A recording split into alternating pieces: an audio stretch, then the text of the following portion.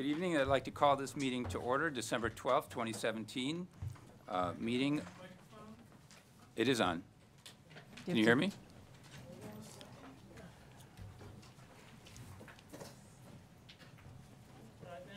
How is it now? Any better? Oh, I hear myself now. Well, if it's not on microphone, it didn't happen, so I'll start over. Which is, welcome to the Tuesday, December 12th, 2017 meeting of the Princeton Public Schools Board of Education. This board is an elected, unpaid group of 10 citizens who set policy and make decisions on educational, financial, and personnel matters for Princeton Public Schools on behalf of all residents. We're always pleased when members of the community attend our meetings, and we see that we've got a big attendance tonight. We're happy to see that. The board and the district operate under applicable New Jersey laws and under regulations of the New Jersey State Board of Education. As many of you may know, each meeting includes 3 opportunities for those attending to comment on items in the published agenda and on other matters of interest to them. The board reserves the right to limit the time allotted to public participation. Law limits discussion of individual personnel and confidential matters. We desire that our meetings provide useful opportunities for communication between the board and the community, and we thank you for attending. And as you may know, if you don't, there are 3 opportunities for members of the public to make statements or to make comments at the meeting. The first is just in a few minutes. There's an open microphone for any matter at all. And then about midway through the meeting, there's a second public comment period for agenda items only. And then at the very end, there may be things that you've heard, or there may be things that have, triggered other thoughts or questions. And so there's just before the end of the meeting, a final public comment period. With this many people, we'll mention it again, but you'll just have to be mindful. We don't limit people's time, but just have to be mindful to how many other people might want to speak and limit your remarks accordingly. And so with that, let's get started. Ms. Kennedy, could you please call the roll? Patrick Sullivan. Here. Daphne Kendall. Here. Betsy Baglio. Here. Debbie Brumfeld. Here. Justin Duran. Here. Bill Hare. Here. Fern Sproul. Here. Greg Stankiewicz. Here. Connie Witter. Here. Evelyn Spahn. Here. Brian Liu. Here. Amy Wang. Here. Thank you. Okay, and if another item, just as we go through the agenda, for those who aren't familiar, you may have an agenda package. If you don't, we follow along our agenda. We tend to bundle as many of our votes towards the end in one consent item. So discussion, though, follows the agenda as it's published, unless we have an action item that needs a vote, which is the next one will. So this is item D1, the adoption of the minutes of November 14th, and we need we need a motion for that. Betsy, and a second. Connie?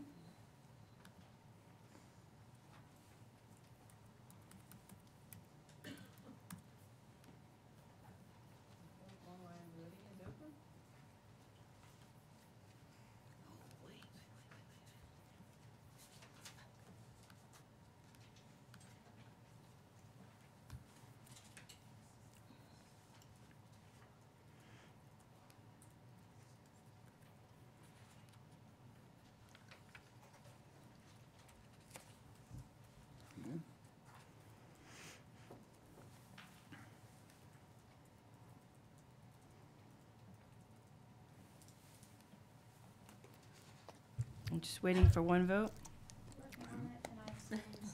Okay. You want me to mark it for you? Yes.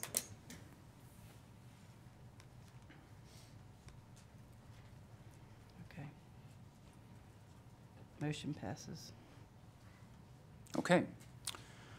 And now we're on to item E, which is the tribute to our departing board members. It's a sad night for us. We've worked together for a year, and for me for 3 years with the folks who are leaving tonight. And I talked once before after the election about how hard it is to run for office and what it takes to do that, what it takes to win, and also how hard it is to lose that. It takes a lot of courage either way. And so we will have different board members. So we've sort of divided up the the spoils, as it were, for the 3 board members who are leaving. But they're all great people who did a lot for this district, for the children of this district, and for the parents of this district, for the taxpayers as well.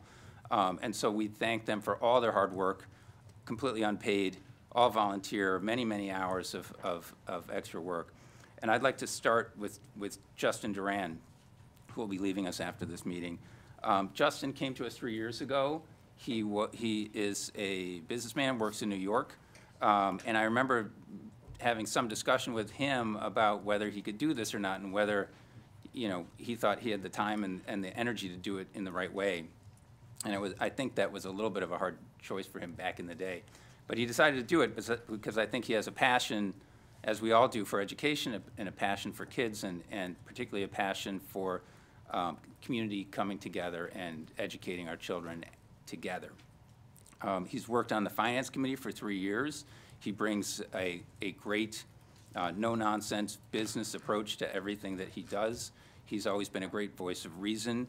Particularly, he's been a great voice for the athletes in this community. He knows those issues inside and out, and he's always the person I would go to check on anything athletic, whether it made sense or not, and he always had good advice that never went wrong. So Justin, thank you for all of your hard work. I know it's been really hard for you, working as hard as you do in your day job to do this, and you know, your time's very valuable, and we all are very grateful for everything you did to make this school district better. So we're very proud to have had you, and we're very sad to be saying goodbye. Thank you, Pat, and everybody. Just a couple of words. I want to thank the community for allowing me the opportunity to serve this past 3 years. It was very exciting to be able to have a seat at the table, to listen to all of the voices, and to be able to just give input as opposed to sitting on the sidelines. So those of you who are interested in serving the community, this is really a great opportunity to have your voice heard. And I want to thank my colleagues for their engagement in the process of education and learning how we can help the students in our community. And I want to thank my family for the sacrifices that they have made time-wise while I have served. So appreciate you all. Thank you. And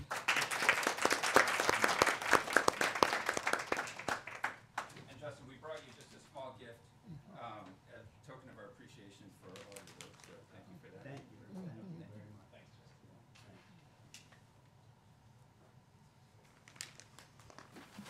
Okay, we have divided this up among the 3 of us. So so next is well, it's a yeah. Okay, so I have the pleasure to speak about Fern. Fern is known for her involvement in the community, especially for our minority students. I've had the pleasure to work with Fern for the past 2 years on several committees. What has impressed me the most about Fern is her commitment to children. She's a constant presence of calm and caring for a group of children that need her guidance. Fern's tireless advocacy is an inspiration to me. It was truly a pleasure to get to know you, and we wish you all the best. Thank you, Fern. Thank you. I'm going to agree with Justin. Can I? Yeah, I'm sorry. With Justin about my family sacrificing me, the community that brought me in here. I have to say, I came in with my eyes wide closed. It was not wide open. But I'm glad that I was able to see what was going on in our community and how I can be of assistance. And I can tell you now, if Larry's watching, he's so glad that I can come home and cook. So.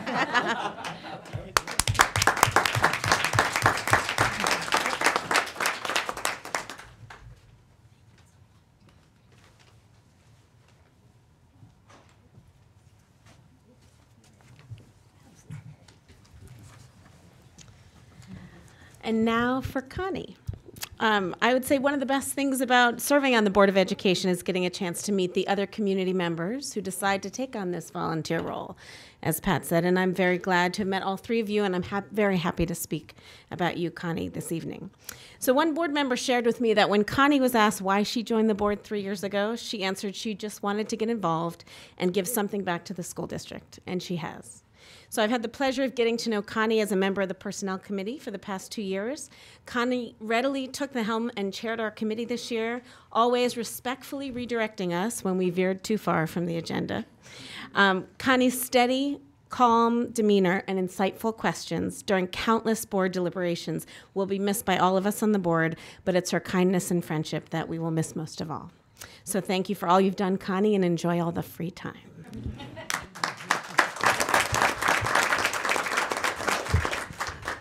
Thank you, everyone. First, I'd like to thank the public for voting for me. And it's been such an honor and privilege to work on this board and to work with this administration. I'll miss you all. I'm a woman of few words, so thank you for everything.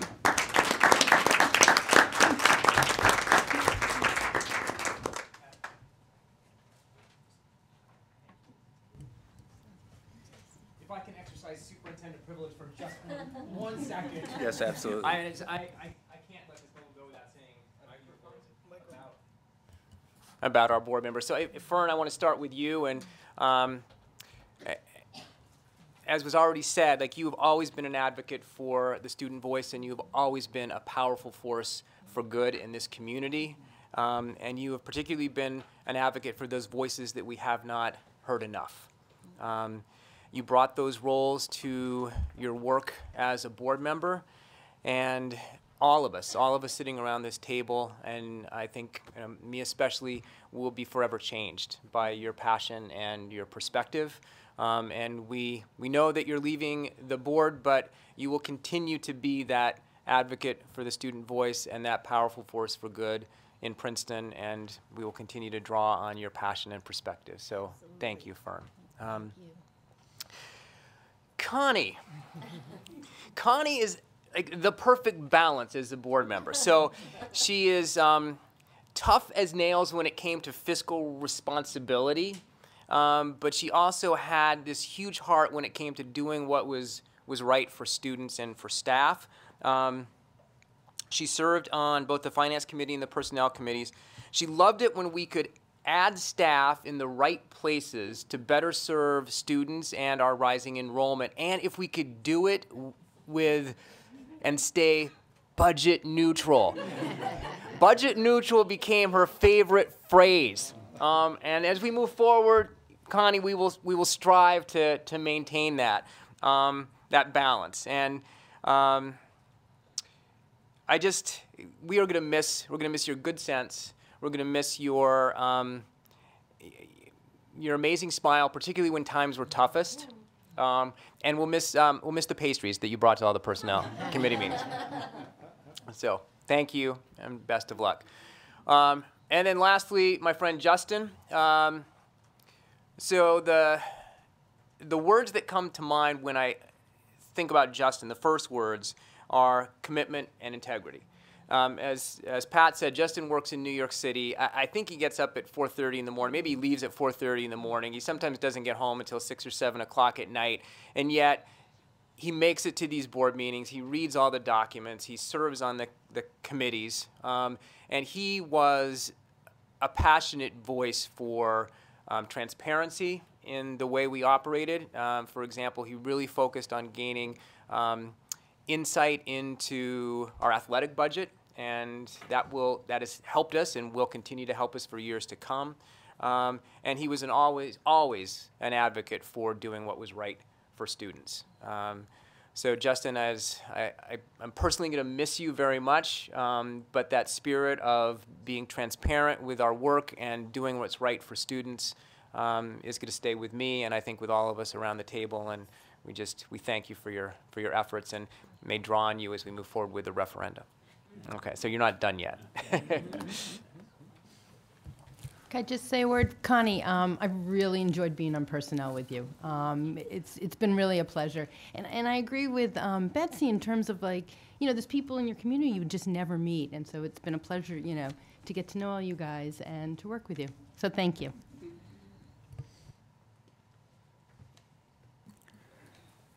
Thanks. This isn't a requirement, but if anyone else wants to make a comment before we move on, we all know how we feel, but yeah, yes, just very, very, very quickly. Connie, Fern, Justin, you guys have been mentors to me and to the other newbies on the board.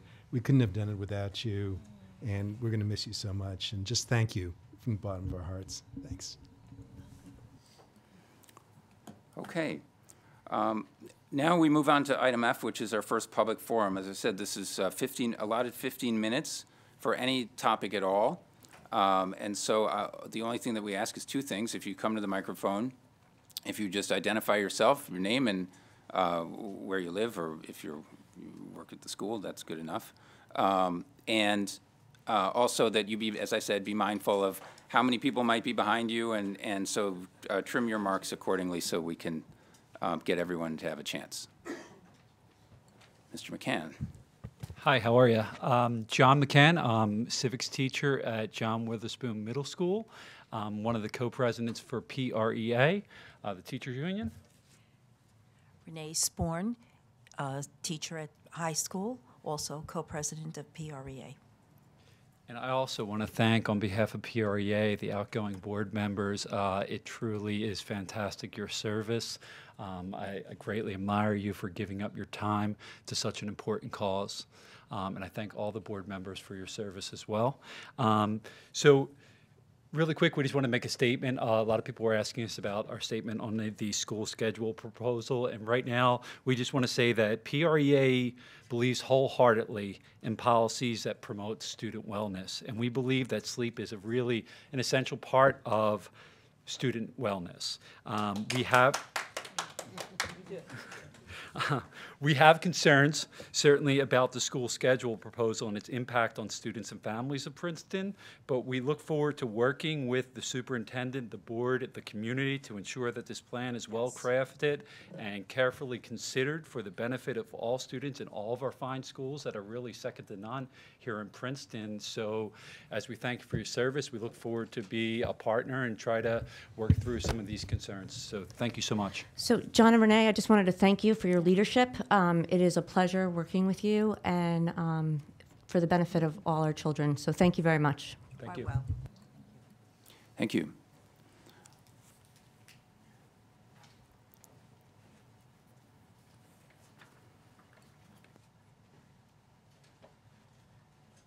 Hello. Hi, my name is Danielle Rollman. My daughter is a student at Littlebrook. I had a comment on the proposed calendar. You know, the thought of starting before Labor Day is difficult for people who don't have a lot of vacation because they can get a longer vacation if they get Labor Day in. But even more than that, closing on Election Day, and I know you might want to do this so that we aren't doing elections in the schools so that other people can get into the schools. But I don't think the solution is closing on Election Day. It's moving it to one of the many other locations in Princeton where you could have people vote.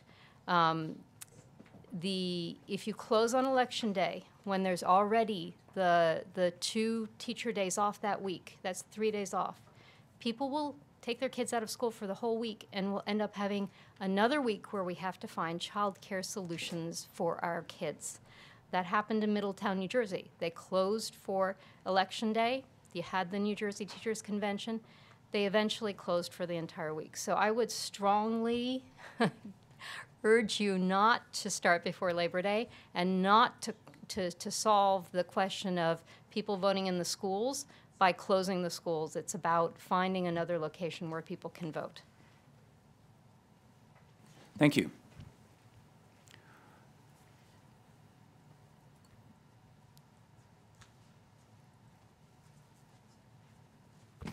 Hello, my name is Linda Oppenheim. I'm a Princeton resident, and I'm here tonight to talk about the hate and bias-related incidents policy, which I believe is going to be discussed tonight. Is that correct? There were a number of comments from members of the Youth Concerns Committee and also from Not in Our Town, a racial justice organization. They are a bit specific. The first is who at the schools will determine whether an incident meets the criteria for a hate crime or bias-related incident. In the event that an incident is not deemed a hate crime or bias incident by the school, if parents or other interested parties wish to appeal the school's decision regarding the status of the incident, what is the process for that? And the note is also that hate crimes can be reported directly to police or the FBI. For an appeals to the commissioner, under the appeals section, the request is to provide relevant contact information and a link to a site to expedite the process. Under support for students, item C, about providing parents and or students resources, that the request is for a menu of the kinds of resources and support services that could be offered. There was a very strong concern about referring students to the county prosecutor's office, a mandate that was written within this policy. Such a thing is not mandated by the policy for drug possession or underage alcohol use or fighting in school or bullying. And the feeling is that it is really the role of the educators legally, ethically, educationally to act on behalf of all children. There was also a concern about that there be in the appeals process a school-based appeals that currently is not written in this policy statement. And for myself, I want to say that any more policy that is written that has disciplinary consequences, I continue to be concerned about the training. I know that there is mention of that, but that there be very thorough training about hate-related and bias-related incidents, that it should be an ongoing thing, because if there's discipline involved, my concern is that it will fall disproportionately yet again on children of color. Thank you. Thank you.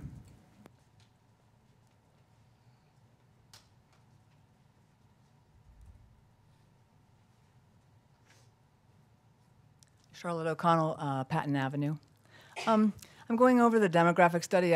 I'm getting this feeling like the board is ramming through this facilities program. I wanted to go to yesterday's meeting. I was finally in town, but it was a closed session, so I'm assuming that was a discussion about buying properties.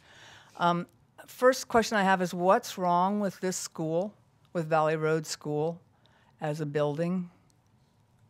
Well, you're talking about tearing it down. I read somewhere about tearing it down and buying new properties around town and changing this to a, maybe we'll make this a fifth, sixth grade school. My concern is that we have properties in town, and if the board and we need administrative offices, there are other properties in town that the Borough Hall might meet our needs, or I'm really concerned about this real hard push to get new properties and build more and more. And I'm looking at our demographic study, and I don't see the numbers that support it. And I'm willing to take this outside of this meeting. I know the people here don't want to hear this thing, but when I look at the numbers, and I couldn't get it to print very big, but when I'm looking at these bar graphs, what I see isn't this huge growth that, the quote that I keep hearing and reading in the paper is rapidly growing enrollment. But I'm not seeing that. And right now, all of the elementary schools are under-enrolled. Community Park is at its capacity, but it doesn't show this demographic study doesn't show a lot of growth in the schools. And I know we're going to have some kind of commitment with the low-income housing, and we don't know what that is, and that's what I think you guys are trying to plan forward for that. But still, we have 80 Cranberry students in the high school. And that's the number that goes up, like from 2017 to 2021. We've got 1,600 kids. We're a little over capacity there at the high school. But if you got rid of those 250 Cranberry kids, you'd come back to capacity. And with the elementary schools going through, if they're under-enrolled right now, we can probably contain it. I don't see the real need for a whole new facility. And If I were a parent with a 5th grader that could walk to my elementary school, I would not be liking this discussion about having them bus around town when we're talking about trying to get our kids more active and independent at a good age. So I think the idea, personally, of having a 5th, 6th elementary school or, 4th, 5th was outrageous. When I heard that one, I thought, you got to be kidding me. But I wouldn't want my kid having to be bussed around town. I mean, if the schools, if they were really under-enrolled, I'd say take the 6th graders back to the elementary schools, if I were a parent. They're not that much under-enrolled. I'm conscious of what I'm saying here is like, no, there's not room to send them back. But I think you should, I'm not hearing a lot of questions about the parents in the community. Hey, do you guys want a 5th grade school? I'm not hearing that question being asked. I'm just kind of feeling this rush for the board to do this thing so we can have a referendum by next fall, and we're going to spend $300,000 for the architect to come up with this plan. I haven't even heard the survey asking the town and the parents, is this what you want? I don't know, maybe there was a survey out and I missed it because I travel a lot and I might not have seen it. Was there a survey about that? No, but no. I just want to reiterate for everyone who's planning to speak, this isn't a Q&A of the board time. This I know, is a time I don't for you mean to it make to a be, but I'm statement. just I haven't seen a survey. I'll leave it at that. I think you should survey the community about what they really want, not just the parents. I'm happy to talk to you offline about this. But I will be addressing enrollment in my comments tonight as a superintendent, and I'm reading the numbers quite differently than you are. I think we have rapidly rising enrollment, and we have schools that are at and well over capacity. All right. Thank you.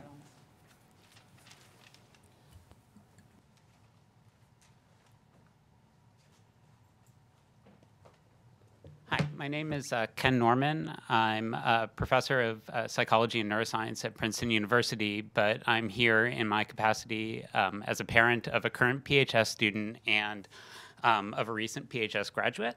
And I wanted to speak briefly about the school start time proposal. We know from the Challenge Success survey that the mental health of our PHS students is in crisis. We've heard from our student representatives again and again that the mental health of our students is in crisis. So what should we do about it? I think we're all very fortunate that we live in a community that values science and scientific evidence. It isn't always the case that we have good scientific evidence to bear on matters of school policy. But with regard to the issue of the school start time, the evidence is clear and incontrovertible. Making school start later benefits students' mental health. I think everyone in this room has good intentions with regard to students' health, but these intentions need to be backed up with action. I think there are always going to be people who want to stick with the status quo because it's inconvenient to change the status quo. But our children are suffering now, and I think every year of delay of not acting has terrible cost. So I wanted to urge everyone on the board to show courage and leadership, do the right thing for our students' health, and push back the school start time. Thank you. Thank you.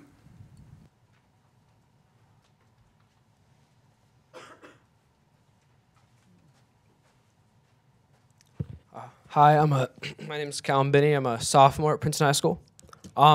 So I first wanted to address enrollment because I haven't exactly looked at the demographics and statistics, but I can say that we definitely need to address enrollment. Simply as someone who is pushed up in my math class and pushed up against the walls in between classes, we definitely have schools at and past capacity, and removing Cranberry students is not only detrimental to the high school because because as someone who is interacting with Cranberry students every day, they are part of the reason that Princeton High School is so great, and the fact that we can interact with people from a much smaller and different town, and removing them not only it gives us some more time to it doesn't actually stop rising enrollment. It just means that it's like raising the debt ceiling. It doesn't solve any problems. It gives you a little bit more time. But I'm also here to discuss, as I said, the problem of mental health at Princeton High School, and it is absolutely in crisis. The success survey showed us that approximately half of students had taken a day off in the last month for stress or emotional related reasons. And that is almost, that's scary to think, because I've seen it as a student. Students are transfixed on perfecting their GPA and getting their grades as close to 100%, and have almost turned off of exposing themselves to new styles of to new learning, and learning in an immersive way, and to simply just what's on the test, how do I get my grade to be as high as possible. And it's created this culture in the school that if you're not getting straight A's and you're not playing this game where you're trying to take as many accelerated and AP and university courses as you can, you're not going to get into a good college, and therefore you're not really on the same level as everyone else. And basically, your GPA and how well you do in school and your academic ability is all that really determines your future. And if you do not, if your power school doesn't look like the word you are doing something drastically wrong. And it's something that it has a lot of sources, but it's something that you can't dance around the edge of. It's something you have to address, and you have to attack it. And although bell schedule changes are a great way to make progress, it's not gonna stop students from not getting any sleep because they're so stressed over a chem lab due the next day. It's not going to stop students from being so preoccupied with all their work just because they only have to go to certain classes in a day. You have to actually take steps. We have to actually act against rising concerns of mental health. Otherwise, it's going to strengthen its grasp on Princeton High School and around the district. Thank you. Can I ask you a quick question? So what should be done? What should be done? All the stuff you said is, all these perceptions are so wrong. All those perceptions in my mind are so wrong that unless they get straight A's, they won't go to a good college and they won't get a good job. And so I believe that's all completely wrong. So how do you convey to these students that are believing this incorrectly, in my mind, that work hard, go to a university, get a good job? You don't have to go to any particular school to have a good future. I agree with all of your perceptions that it's about what you're able to do, and it's about what you want to do. And students have a very, at least at the high school from what I've seen, a very transfixed idea that the grades that you get are a very good indicator of where you're going. And I think it's what needs to be done is an overhaul of the understanding of why you go to school and what you're actually trying to do. Because a lot of students think, I'm going to school to get good grades, to try and do as well as I can. Princeton High School is so great. It's because it helps students get into college really well, which it does, and that's great. But what we need to basically help students realize that not that their understanding is wrong, but it's almost misguided in that Princeton High School, what we're trying to do is we're trying to help students not have the best grades that they can, get as close to 100% as possible, not be nationally ranked for any sort of academic ability, but to simply your grades are such a small indicator. It's as long as you are teaching students to give your 100% of your effort and being okay with that, because plenty of students just want to do as best as they can, and if they could just do that, it would be great. And if you go to school and just say, I want to try as hard as I can and not worry about how it looks to other people, it would be great. The problem is that a lot of people will feel judged if they just do what they want to do and just give as much effort as they can, because usually it doesn't result in these incredible grade standards, although it could. And students often will just choose to not do what they love, not try and expose themselves to new styles of learning, but simply just do. If it works, don't fix it. And they're just saying, I'm getting straight A's, I might as well not try. And we have to correct that idea, that thing that I can't I can't expose myself because then I might get a B-. And if I get a B-, then my parents will yell at me. I won't be able to undo that, and I will have to live with that, and my friends will make fun of me. And it's almost this culture at Princeton High School that needs to be corrected, that it's okay not to get straight A's, and it has very little determination on the future of your life. And the rules are not as strict as you think, and you don't, which sounds like a bad idea to tell kids, but the rules are not, your drive to do something is what will determine your success, not how well you are able to fill up a college brag sheet, or a, there it is.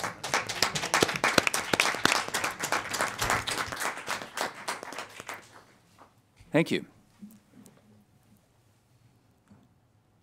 Anyone else for comments at this time? Yeah, if I could just bring something up really quick. So in response to what we can do, I know something that the students have brought up during the Meet the Board session that happened this month. We talked about how it would be really helpful to feature the kind of unconventional career paths that people have gone on to take that don't require going to Princeton University, people who drop out of high school to become entrepreneurs and start up their own business, people who go to community college and transfer later on, people who go to Rutgers and have very successful careers doing what they love.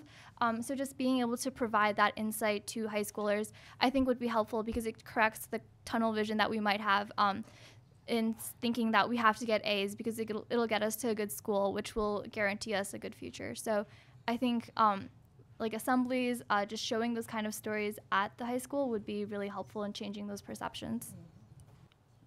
Thank you, Amy. Thanks, Amy.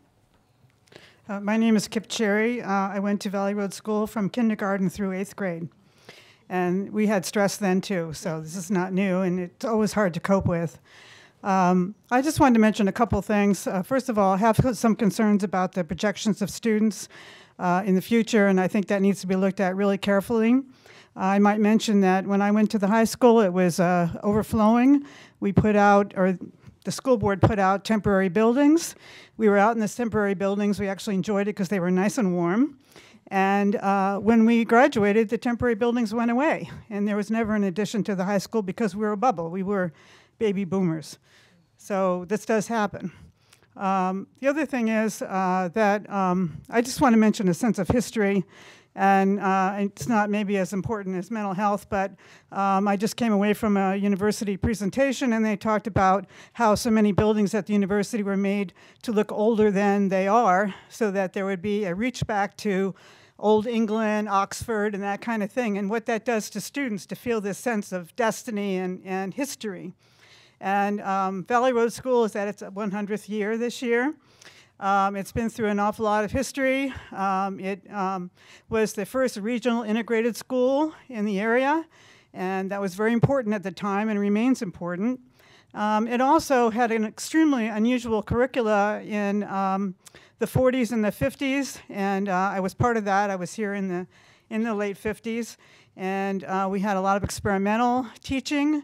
We had a really unusual superintendent who around the world, or not around the world, around the United States, to look for good teaching techniques. Her background was psychology. She actually taught as well. And this addition was built under her watch in Littlebrook School. She was a woman. So the curriculum involved a lot of experimental work. I actually had biochemistry in this building. We had a special photography studio that still remains. It's an old janitor's closet. We had self-teaching in little cubicles. This is way before computers. So we would have our little workbooks, and we tried that, which didn't work really well, at least not for me. We had a lot of other things. We were really keen on math, and so, there's a lot of history here that's quite unusual, and of course, the whole RCA phenomenon happened here, and the kids from the RCA parents came here, and I was one of those. I was an RCA brat, and the kids were extremely bright, not necessarily myself, but many of the other kids, and they all had extremely bright parents and very excited parents about teaching and about school. They would bring inventions into the schools and unveil them. For the first time, kids saw a brand new black and white TV. It wasn't the first TV, but it was a new improvement in the black and white TV. My father was involved in developing or inventing the color TV and many other things. And so there's a lot to know about Valley Road School that you might not be aware of at all. And I think it's a legacy to pull from and to teach the kids about. And actually, it's sustainable. It's green to have a building that you somehow fit into a new building and you don't just tear it down. So I just want to put all those little thoughts into your head. Thank you very much. Thank you.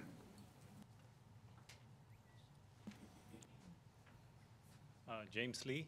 I am here as a parent of two daughters going to Princeton Public School.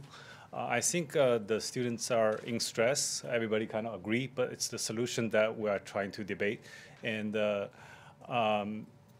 in my mind, I think just simply shifting the schedule may not be the best approach. It's actually what we do during those hours at school, and then what they do to solve their homework or learn after school more efficiently. In a way, it's kind of better time management, or be responsible in adult way of learning that will prepare them better.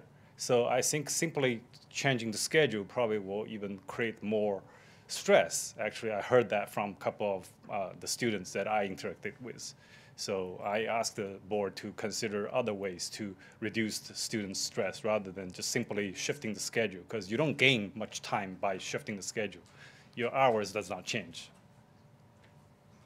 Thank you. Thank you.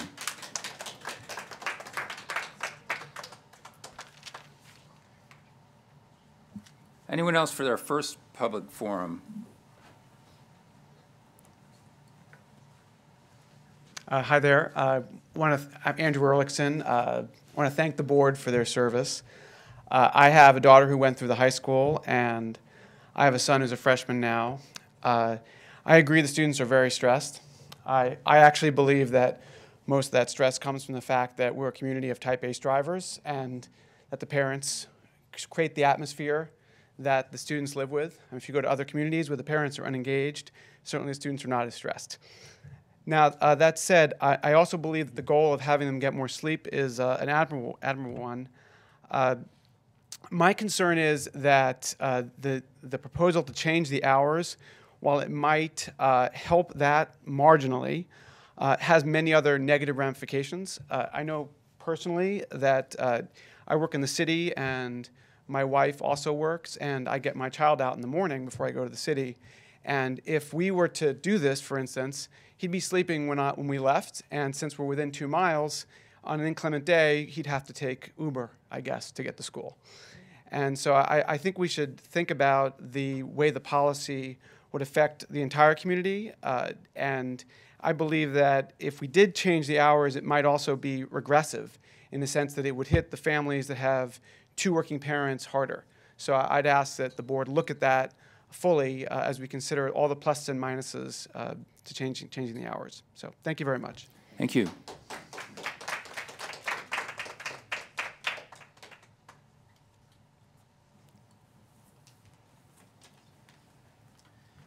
Good evening. My name is Gilbert Collins. I live in John Street area. And I have a comment on the school timing issue as well. It's not about the high school side. I acknowledge the research that you've shown that shows how that could be valuable for kids to have more sleep in that level. I watched a TED Talk that you sent out, the superintendent sent out. And in that, the speaker mentioned that high school students need about 8 to 10 hours of sleep a night. That stat is from the National Sleep Foundation, which also has a stat for younger children, ages 6 to 13, that they need about 9 to 11 hours of sleep, or more sleep than the high school students do. I have 2 children at Johnson Park Elementary School. And right now, we live a short walk from CP, but we're bused to JP, which is fine. We love JP. But we have to take the bus. And right now, we have to be at the bus stop around 7:45 or so in the morning. In our neighborhood, we have neighbor kids who have a bus stop at 7:30 in the morning every day.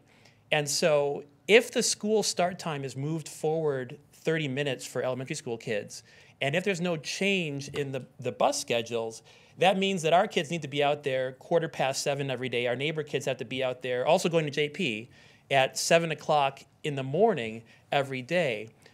We're cutting back on the sleep that our elementary school kids get. And I haven't yet seen any reflection on the impact that that might have on our grade school kids. Again, I mean to dispute nothing about the impact on the high school kids. I think it's a great idea for the high schoolers. But I am saying we need to look at what happens with the younger kids. What's the impact on them, on their wellness, and on their ability to learn? Thanks. Thank you.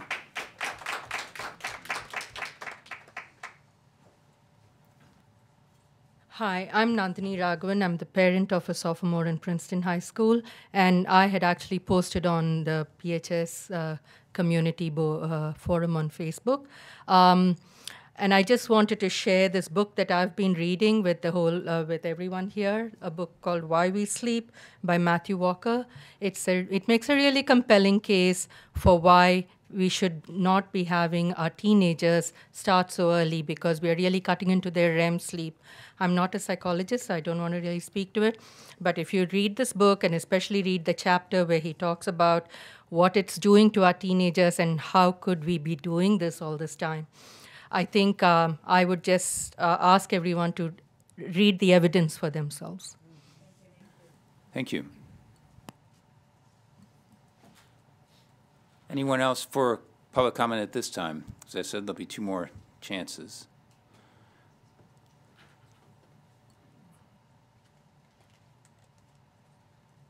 Hi, everyone. Oh, hi, welcome back. I'm Abby Emerson. I'm a former student. I'm also going to say I'm a taxpayer because I've always wanted to say that. Okay.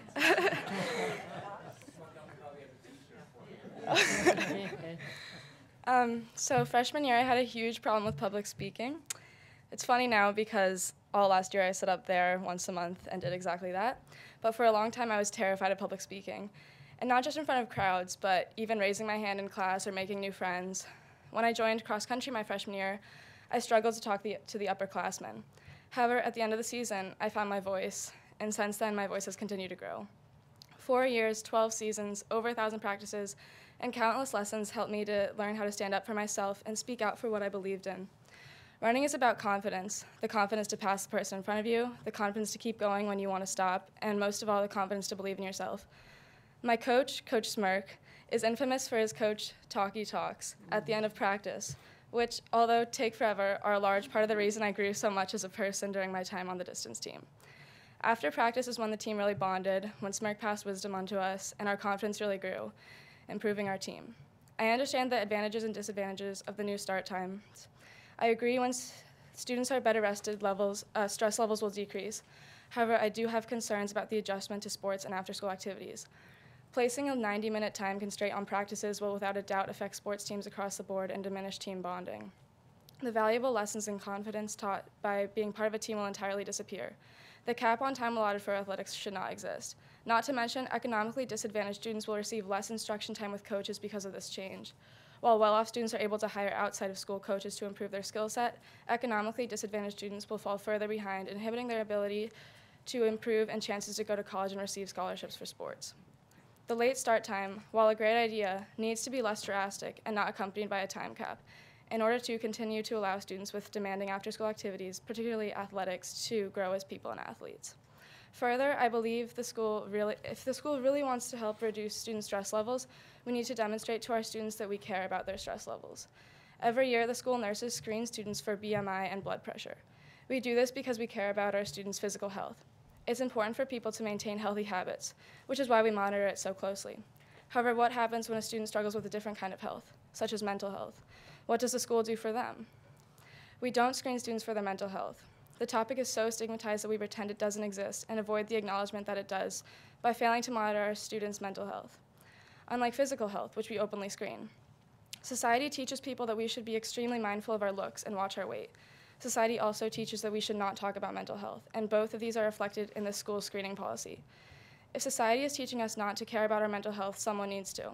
We need to screen our students using depression screening tools to evaluate our students' mental health and identify at-risk students before things get worse for them. The earlier we catch mental health problems, the better. If we are going to stress out our students with lots of work and expect them to compete in the cutthroat culture, which has been in the making for years, we need to monitor their mental health. How do we define our children? Is it simply their academic accomplishments, or should we also value the skills they build in a community? While I strongly applaud the effort to increase sleep levels and lower stress levels, I believe every hurt that happens from here on out is not just a weight in your hands, but an anchor in our hearts. It means that we have mastered the production of success as a metric of college acceptance or GPAs, yet we have failed to support the development of happy, strong human beings. In our respective colleges, Brian and I have found numerous classmates who have proven to us that we need not pay the price of mental health to accomplish that achievement and happiness are not mutually exclusive. As former students who succeeded and suffered from it and now have the benefit of perspective, we are begging you to make real change now. Thank you. Thank you.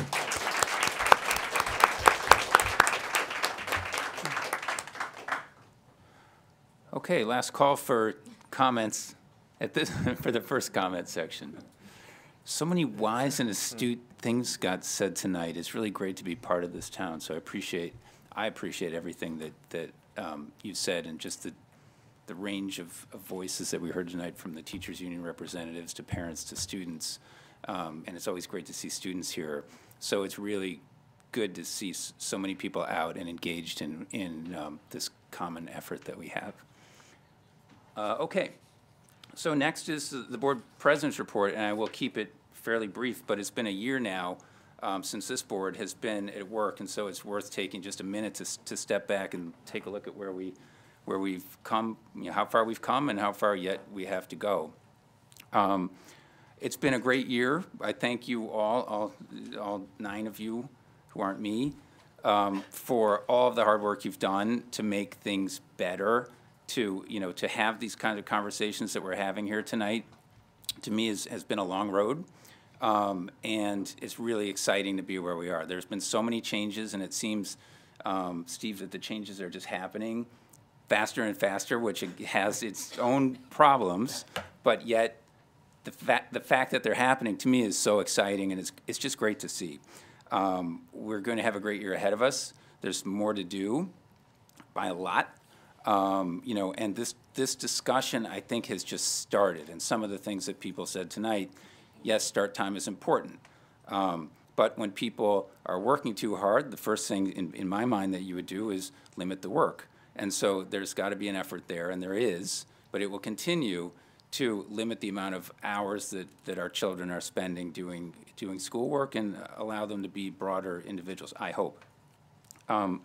And also in terms of process, we talked a little bit earlier tonight at a different meeting about process. And again, to hear everyone here tonight talking in such a respectful way, but sharing their views, is somehow the essence of what a democracy should be. We don't have to agree all the time, and people on this board do not, but we always are respectful of one another, and we listen to one another. And it's good to see that that's happening in our community as well. So it's been a wonderful year. I really appreciate working with all of you, the board and the community, and making things better. And as I say, there's a long way to go. There's a lot of thinking that needs to be done, and a lot of decisions and compromises that need to be made along the way. But change is happening now, and things will continue to change in a way that I think we hopefully can all be happy with. No one's going to like any particular schedule. I won't, but as long as it's done through a fairly arrived at process, that's all I can ask for. The second part, so we're looking forward to a great year next year, and thank you all, the board, for such hard work that you did this year. It really has paid off. Second part of my agenda is about the merit goals for our superintendent, Steve Cochran. A couple of months ago, we approved Steve's contract for a new 4-year term. And in connection with that, we said that in a future meeting, we would talk about the goals that would be appended to that contract, and these are annual goals. Steve has a lot on his plate, as we all know, and it's a very, very hard job, as I think we all know. And there are a lot of things that we all want to do. And so coming up with a few key things that kind of, that we can all focus on is very helpful. I think it also sends a message to all constituencies in our community about what this board is thinking about the many things that we'd like to change and make better for the kids in this room and outside of this room. What are some of the key things that we believe we need to focus on? So it's a little bit of a roadmap, and it's in your agenda if you have one. The first is to help with this facilities referendum and design, and we had some speakers tonight talk about that. That's going to be a long process over the next year of communicating and not one-way communication, but getting feedback from people about their own visions for what our community schools should be. A very complicated process. It's just starting now. There'll be some things on the agenda tonight, but we hope that Steve can lead that. We're very confident that he can, but it's a big process, and that's one of his goals. The second one is one that we've talked about a lot over the last couple of years, which is enhancing equity and racial literacy. We know that sometimes our school has not met our own standards of what it should be in terms of treating people equitably and fairly, regardless of who they are. And so we've said for a while that one of the things that we wanted to have, remember, we didn't always have a challenge success survey. It's only 1 year old, but before that it was only anecdotes. And anecdotes, while they're powerful, it's hard, as one of the speakers said, it's great to have actual data. And so we have some data on stress, and we're going to develop some data on equity and racial literacy. And so both understanding where we are and understanding where we need to go and having the training and the skills to do that is a really important goal for this board, and we're really happy to be finally, after way too long, facing this issue and starting to deal with it.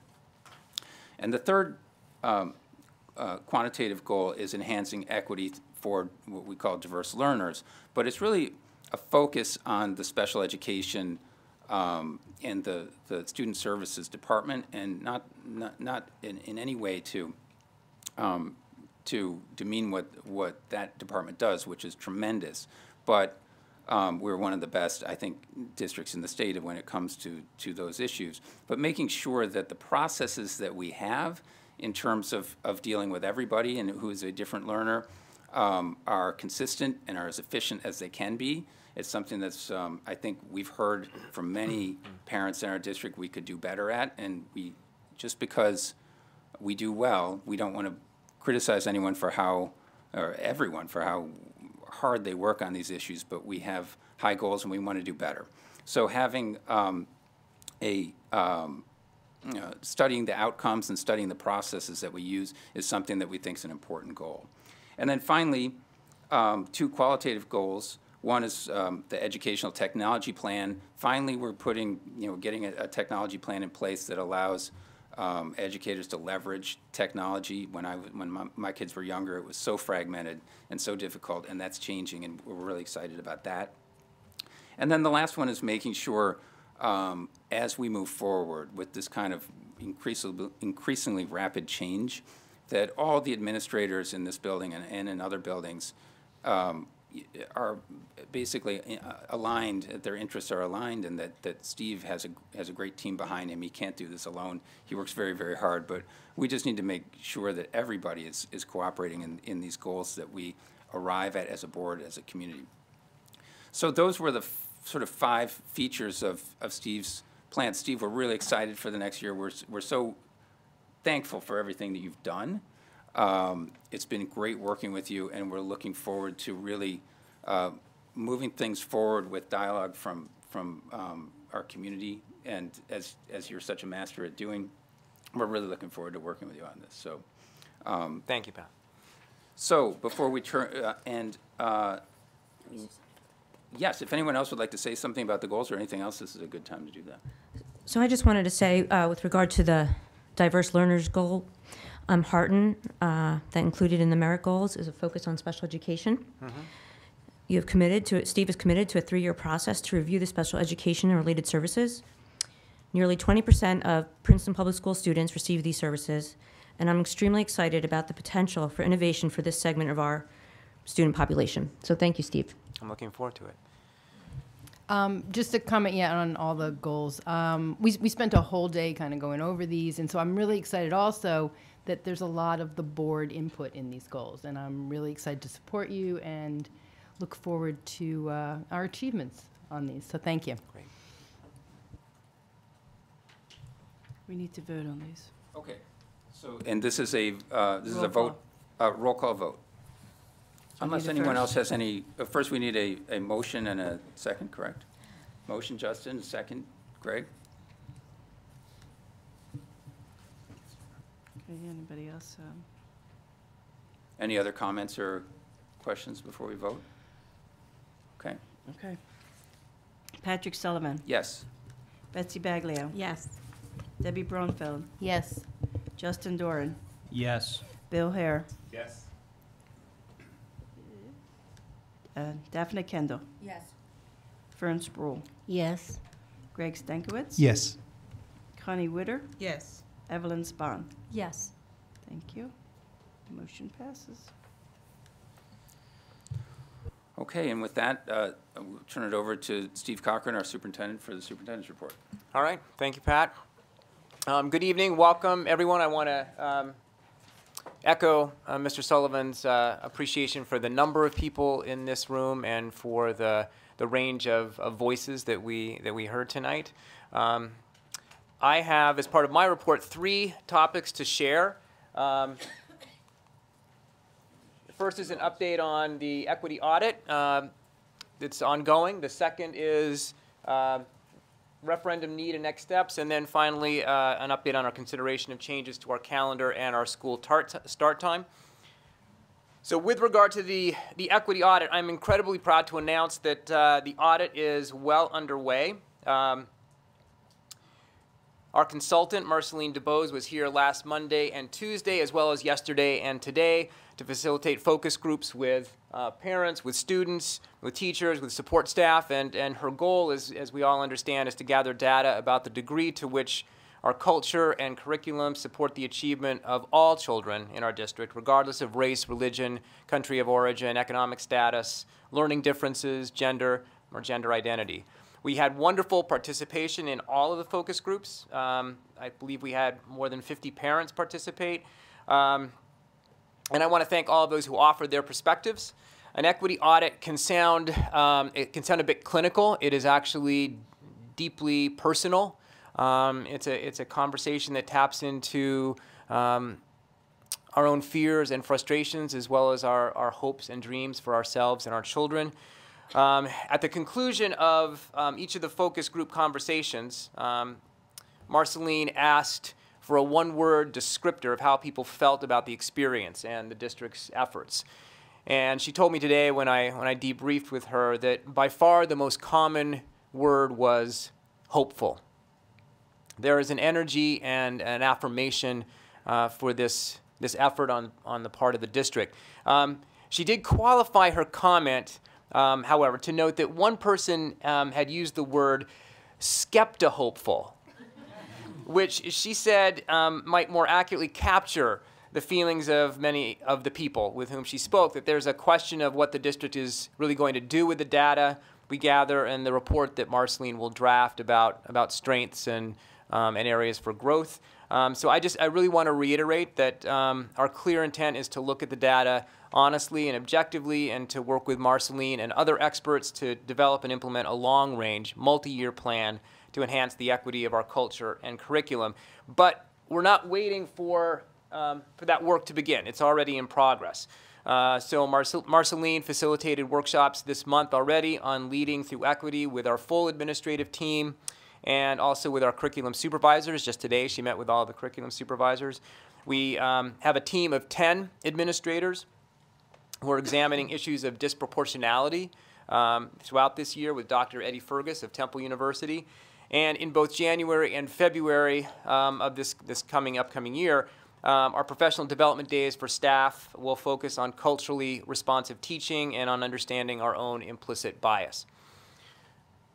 So I also want to announce tonight that we are gathering data about our culture and curriculum, not only through the focus groups, but through an equity survey of all faculty, staff, parents, and students. I believe a message went out today to the community tomorrow. So you're hearing it fresh tonight. A message will be going out tomorrow announcing that we're going to be sending this survey. The survey will be available then the following day for faculty and parents. It will be available in January for our support staff and students. A link to the survey will come in an email appropriately entitled, I think, Equity Survey. So please watch for that. The survey really shouldn't take more than 10 minutes to complete, and it will be extraordinarily helpful in ensuring that we've heard from all voices as we develop the ideas and data to move us forward. So thank you for that. And Finally, on the topic of equity and cultural responsiveness, I am proud to share that John Witherspoon Middle School will be partnering with the Anti-Defamation League to be designated as a no place for hate school. Principal Burr shared that announcement with his faculty and staff yesterday at their meeting. The ADL will assist with training for both students and staff and will help to guide the school through the process, which includes a number of steps. So there'll be a needs assessment. There will be a formation of a No Place for Hate committee. There will be a signing of a resolution of respect. There will be training in the anti-bias and bully prevention program entitled A World of Difference. And there will be design and implementation of 3 school-wide anti-bias or bully prevention activities.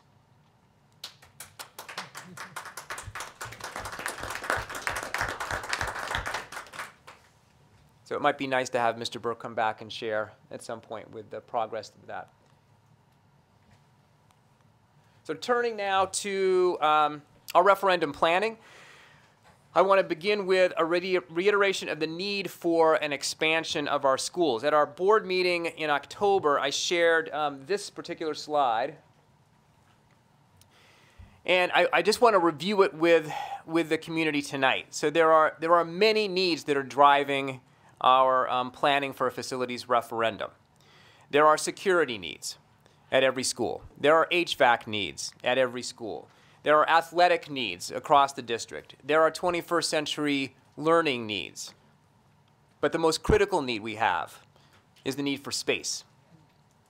And that need is being driven plainly and simply by rapidly rising enrollment. Princeton is a desirable community. People want to come here. And for many of those people, the schools are a major incentive. Since I began here 4 years ago as superintendent, our district has grown by 10%, or about 350 students. Our demographer, whose report is on the main page of our website, has projected continued growth for the next 10 years. We need to plan for that growth. And as this slide indicates, we are already at or over capacity at all levels. So let me just talk you through this slide. K through 5, we are 4 elementary schools. Capacity is about 1424. This is what's listed in the capacity study that was done by our architects, Spiesel, and we actually have one of the principals from the architectural firm, Scott Downey, with us tonight in case there are any questions. But the capacity study was done. Capacity was 1424. When I did this slide last, we were at 1428. Right now, as of Thursday of last week, our enrollment at the elementary school is 1432. It's continuing to creep up. What's significant, for those of you who may be looking at the demographer study, is that the demographer's already off. In the first year, his projection for the elementary school was elementary schools, K through 5, was 1351. We're already 75 students beyond that, more. So the numbers are there, and they are continuing to move in. People are continuing to move into our community. So I do think that we have a need to be looking very responsibly at expanding our facilities and our space for what is inevitably a rising enrollment. The middle school capacity at JW is 626. We're at 725, so we're just about 100 students over capacity. But then you can see the numbers. In a couple of years, we'll be at 800. And in a few years beyond that, we'll be at close to 900. 894 is what the demographer is projecting. But again, the demographer's projection for our middle school is based on 1351 at our elementary schools right now, and that number's already off. So we do have a need to make a change, to expand in some way for our middle school students. And our high school capacity is 1420. We're currently 200 over capacity, but the numbers are going to keep coming. So by 2025, we're looking at being more than 400 students over capacity. The high school's already crowded. We heard it from our students now. So if we're looking at having an additional 200 students in that building without an expansion, it would mean the only way to accommodate them would be more trailers or fewer opportunities, fewer classes, fewer electives for our students. So the need is there, and I look forward to talking more with people about that need and how we're looking to address it, which brings me to the next slide. So in January, we'll begin the design phase of our referendum, and I am tremendously excited that on the agenda tonight is a resolution that will partner our current architectural firm, Spiesel, represented by Mr. Downey here tonight, with another firm, Fielding Nair. It's an internationally, it's recognized internationally as a leader in innovative school design, the Fielding Nair firm. That firm, working in conjunction with Scott and Spiesel, will be leading the process of developing a design based on our educational vision as a district and as a community. So we're looking to have those design meetings with staff, with students, with parents, and community members, January through March. And I'm also looking to hold information meetings with parents and community members about the referendum. One of those meetings will be Wednesday, January 10th at 7 p.m. at the JW Auditorium. The other will be Thursday, January 11th in the morning. Both will focus on why we need a referendum, and there are multiple reasons for that, what it might include, how the design process will unfold, and when we hope to have everything completed. So I invite all parents and community members who are interested in the schools and in the community and in the importance of this district to the children we share to attend those information sessions. And as far as the design meetings, we will be sending out invitations and setting those up hopefully before the holiday, so we can look for more information about that.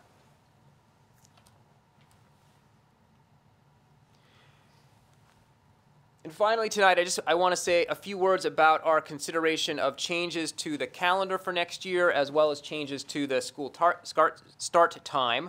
As I shared in a message last week to the community, the board and I believe that there is educational value in starting the school year prior to Labor Day. But we also recognize the need of many in our community to have enough time to plan appropriately for a start in late August rather than in early September. We are therefore postponing the implementation of the starting of the school year before Labor Day until the 2019-2020 school year. We will then rework the calendar for next year and consider the comments that were made here tonight as well as others we've received. We'll present a draft of that calendar at our board meeting the end of January and then look for board approval of a final calendar in February. As for a later start to the school day, tonight we have heard, and I hope we will continue to hear feedback on the pros, the cons, the hopes, the concerns. The board and I welcome that feedback and are grateful for it, and we recognize that everyone here wants to do the right thing for our kids. We also want to make sure that we're doing the right thing at the right time and in the right ways.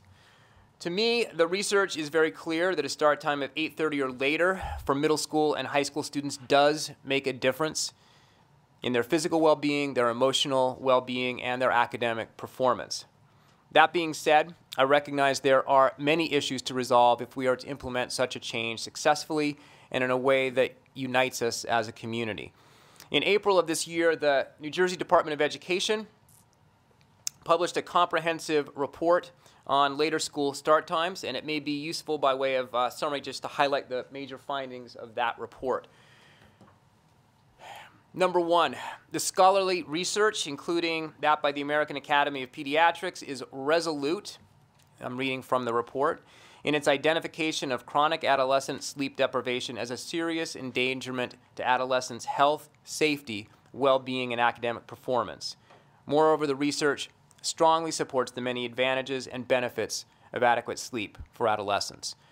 With regard to chronic sleep loss here in Princeton, you might recall from our discussion about the Stanford survey, which was taken by 90% of our students, that they reported getting an average of 6.25 hours of sleep a night as compared to the 8 to 10 hours recommended by the CDC and the AAP. Our current consideration of a start time of 8:35 for middle school and high school would substantially help our students get more sleep. But it would propose a number of other issues, which leads to finding number 2 from the state report. This is a direct quote: "Delaying school start times is fraught with obstacles and challenges, as it will undoubtedly affect not only middle schools and high schools, but elementary schools as well. Chief among these obstacles and challenges are those associated with student transportation, after-school activities, including athletics, and childcare." Transportation is a huge issue that we have to consider not only the cost for us, but the financial impact on Cranberry, who provides their own transportation. We also have to factor in our responsibility to provide transportation for more than a dozen non-public schools, as well as the charter school, all of which have different start and end times. I believe we can resolve the transportation questions, which is usually the heaviest lift in a district. But as the report outlines, we still have to figure out what to do for our athletes, our coaches, after-school activities. If they were pushed later in the day with a 3:35 end time, there's less light for practice, there's less time in the evenings of our kids. So those are our issues that we're going to have to contend with. We also have to answer the question about the provision of childcare before school and after school.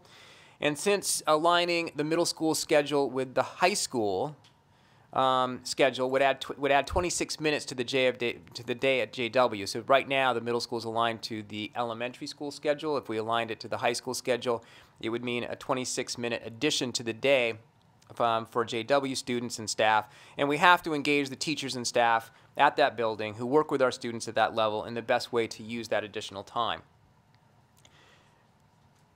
So there's much to work through, and we need to have a decision really by the end of January so that we can put our transportation contracts out for bid in a time to have adequate busing for next year.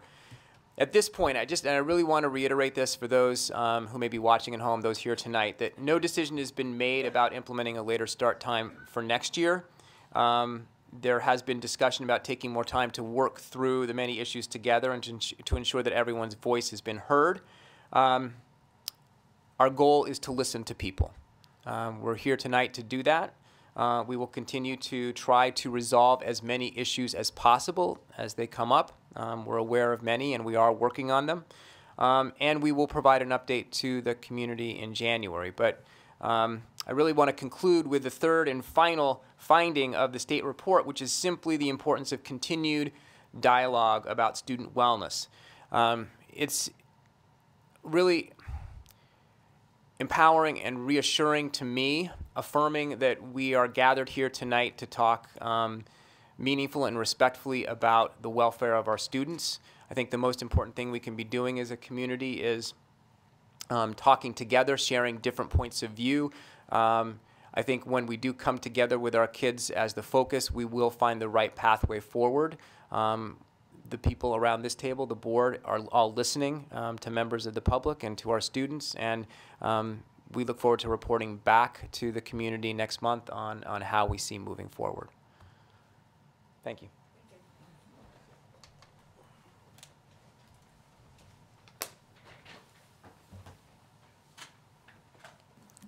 Okay, thank you, Steve. And now we move on to H2. Item H2, which is an action item. Oh, so the memorandum of agreement. And Addendum. yeah, the addendum to the memorandum of agreement. And this is a vote. Yeah, and so I first need of all, a let's first open and it. a second. Yeah, but first, why don't we open it for discussion? Betsy, and second.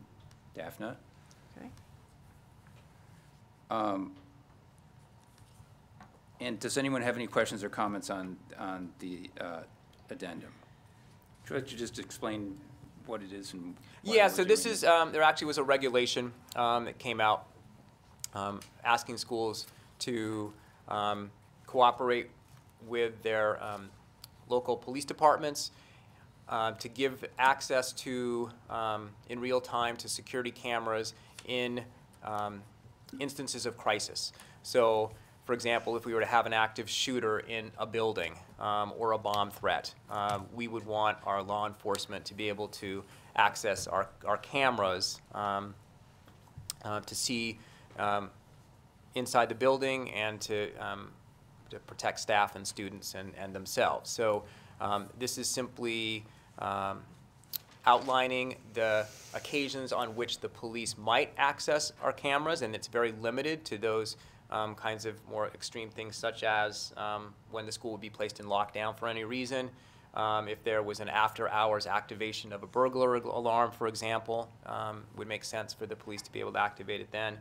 Any other emergency that either the building principal or I would sort of ask for that, that assistance, as well as when they need to test the system occasionally, which would be done like on a Saturday or Sunday or a school holiday when people aren't in the building. And there are specific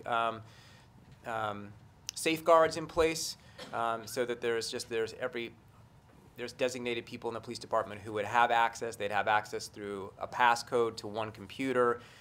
They would keep a log of when they logged in and why. Our technology department would be notified electronically immediately when someone did log in. We would compare logs monthly. So there's a set of safeguards that are put in place, and this is an agreement that districts around the state are implementing. And this is pretty common? This is a pretty standard agreement that... Yes. Yeah, for the safety of our kids and staff. Okay, any other questions or comments?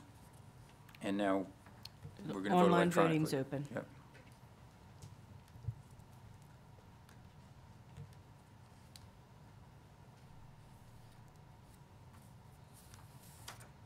Okay, thank you. Motion passes. Okay, and now we're on item I1, which is the harassment, intimidation, and bullying report. Now, Ms. Kennedy, is this are we going to do this through consent, or is this a separate It was vote set for up this? as consent, but I can change it. I think we might want to. Okay, just give me a moment. and Okay, I'll change it to adjust a vote.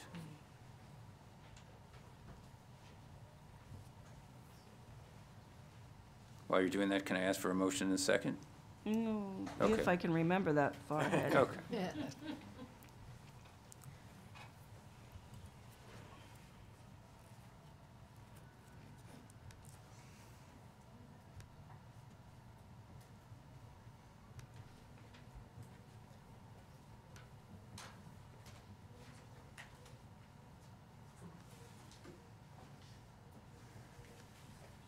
Okay.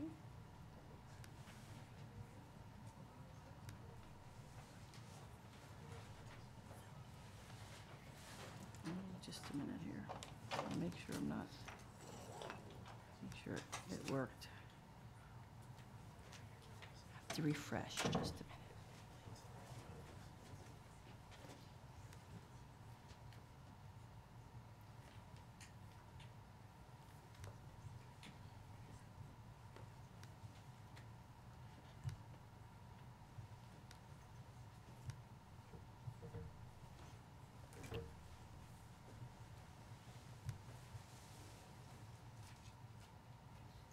Okay, it says it here, but it's not.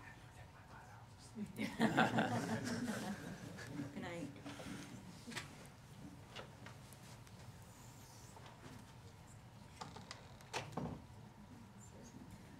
Okay, it's not registering. Let me just take it manually. Okay. Because I'm probably just not refreshing it, but I don't want to take the vote otherwise. Okay, so I'll take a first and a second. Okay, so we need a motion, Justin, and a second. Debbie? Can we just do show of hands? Show of hands. This is the old-fashioned way. Yeah. So how many yeses? All in favor? Any, okay, and so any Noes? Any noes? 2 noes. 2 noes, okay. Any abstentions? No. Okay. And now we'll move on to item J, which is the board committee reports. And we'll start with our student representatives, Amy Wang and Brian Liu. Okay. Thank you. So we're really glad to be back in this room so soon since the Meet the Board event. There were a lot of great discussions and interactions between the students and who attended, who had the opportunity to speak with the board members and the superintendent. We hope that the conversations were productive for both groups. Having spoken to a lot of the students who attended afterwards, many of them found it incredibly helpful to have this informal session, an environment to approach and discuss these issues with you. We also wanted to use this platform momentarily to encourage any students who might be listening to attend these future events, especially the next one that is hosted at the high school. Anyways, so since the time we were last here receiving a conspicuous lack of bagels, in that time, we have conducted another survey of the student body. For the, once again, regarding the proposed 8:30 approximate start time for the 2018 to 19 school year. So we'd like also take this moment to share what the preliminary findings show. So as of now, we have 210 responses from both Princeton and Cranberry students across all 4 grades. So at the moment, 15% of the responses are from Cranberry and around 85 are from Princeton, which is again a fairly accurate representation of what the demographics of our student body approximately look like. So as of now, we see 48% of the students in favor of the delay, 40% explicitly against it, whereas 12% expressed an ambivalent or, as we phrased it, don't particularly care opinion. Around 12%. So based on some ideas discussed at the Meet the Board event, we believe that holding a seminar or forum to help open up about the issues that the new scheduling may face and how the board is working to address them or mitigate them in some way would definitely be very helpful. So as to address the complaints that the student brought up regarding those about having to sleep later, having less time for homework, transportation, and all the other things that we could potentially look at into. So a lot of those things that students have been bringing up are definitely would definitely be welcome to being addressed by all of you wonderful people working here, right? So in addition, we also had a meeting with Mrs. Baxter to discuss questions that could be added to the customizable portion of the Stanford Challenge Success Survey, which will be administered later this month in just under a week, actually.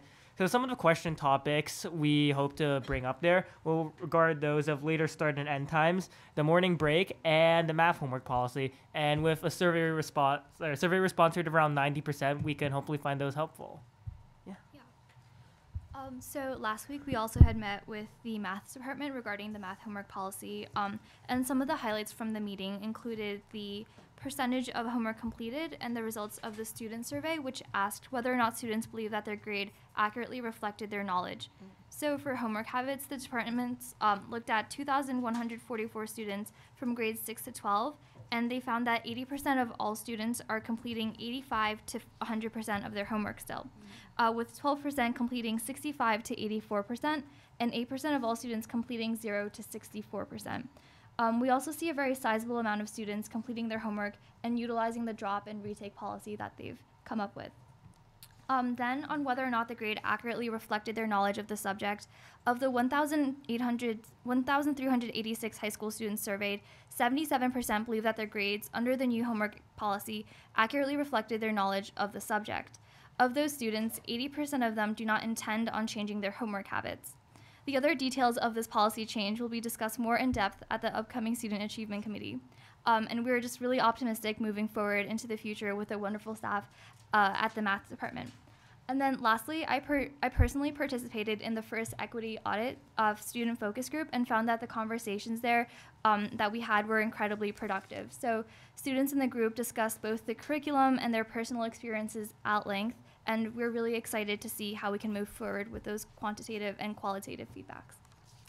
All right, so we're good here.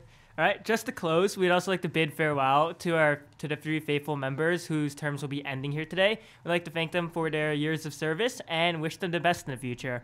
All right, with that said, happy holidays here, everyone. And we hope that we have a great winter break and enjoy those nice long nights to catch up on those 8 to 10 hours that I've been hearing about. Anyways, we look forward to working with all of you in the new year. So, yeah, we're done. Thank you. Amy and Brian, if I could just thank you for talking about the Meet the Board event. And really, I know you were instrumental in bringing a great deal of high school students. It was terrific to have all of you students who attended there. And I happened to be at the high school that day. I saw signs that you had made in the high school, so your efforts are appreciated. We will have a March event at the high school at 3 o'clock, and as soon as we know the date, I'll let you know. Thank you. Yeah. Well, thanks. Yeah, thanks, Brian and Amy. And we have had some discussion sometime in the new year, we're not sure when yet, but that we might like to have a board meeting with no agenda, and simply to have more time to talk. We tried to break up the agenda a little bit this year so that we have more discussions, but it might be good just to have a meeting. We've had them in closed session, but it would be good to have a public meeting where we just talk about everything and everything that's on everyone's mind. So we'll have more reach out events to the community in the future. But thank you, Amy and Brian, for all your work on this. Next, we go to the committee report highlights and start with facilities and Chair Daphne Kendall. Thanks, Pat. The Facilities Committee met yesterday in closed session to discuss a potential land purchase and the appointment of the architect for the referendum, both of which are on tonight's agenda. Last week, the committee met with some community members who are neighbors of Princeton High School to discuss a proposal, the beginning of a proposal, to install lights on the Princeton High School field, which would be necessary if we push the start time of the school day to 8:30 or later. We are in the initial planning stages. We have not made a decision regarding the installation of lights at Princeton High School. Many of the neighbors expressed concern about increased traffic, noise, and garbage that may happen if the field is used more. The committee appreciated the input of the Princeton High School neighbors and will factor their concerns into any decision that may be made. Finally, the superintendent and architect will begin to meet with stakeholders in the community, as was included in Steve's report, to get input and suggestions for the upcoming referendum. Information about upcoming meeting dates will be communicated. The next facilities meeting will be on January 22nd at 11 a.m. here in Valley Road, unless we have a special one scheduled sooner. Right? Okay, next is finance, and I understand, Justin, that Greg is giving the report tonight. Yes. Well, number one, Bill and I just wanted to thank again Connie and Justin, all the work they've done for the Finance Committee and all your leadership, and wish you all the best. So thanks. A very quick report. We met today, right beforehand at 6 o'clock here at Valley Road. And I just wanted to just very briefly go over a couple of the issues that will be talked about later on. Number one, the budget, there's no issues. It's in the black, continues to be in the black. We are going into the period now where budget directions have gone out to budget managers and principals and directors here in the district, and they'll be submitted after we return from break. And that really marks the beginning of, believe it or not, the planning for our next budget. So the effort is already underway and will be continuing through the next few months. Number two, we wanted to thank about a donation from a specific family who were gracious and generous enough to provide $5,000 for the Riverside Playground equipment and for improvements there. And so I wanted, on behalf of the board and the district, thank Mr. and Mrs. Levine for that donation.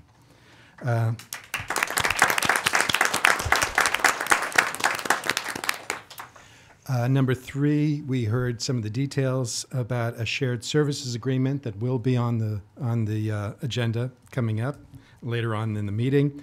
It's a shared services agreement with the municipality and with Princeton Public Library. So it's a three-way share for a full-time technical support specialist. And the good news about this is, number one, is a shared services agreement. It's economic, efficient way of providing services to three organizations here in our community. And I just wanted to thank the district for undertaking this effort. And it'll be cost savings for us for the other two partnerships, but most importantly as well, it's going to mean better services as well. There'll be, just very briefly, there'll be an electrical services bid that we'll be discussing later on this evening. And finally, we talked about something that's already been mentioned about the appointment of the architectural firm. And on behalf of the committee, I just wanted to point out that this is a real partnership between Speisel and Fielding Nair International with the help of a real expert in thinking about 21st century learning. And I think that's this bringing together of a lot of people together to work with all of us is something to be highlighted. And that's it. So thanks. Thanks, everyone.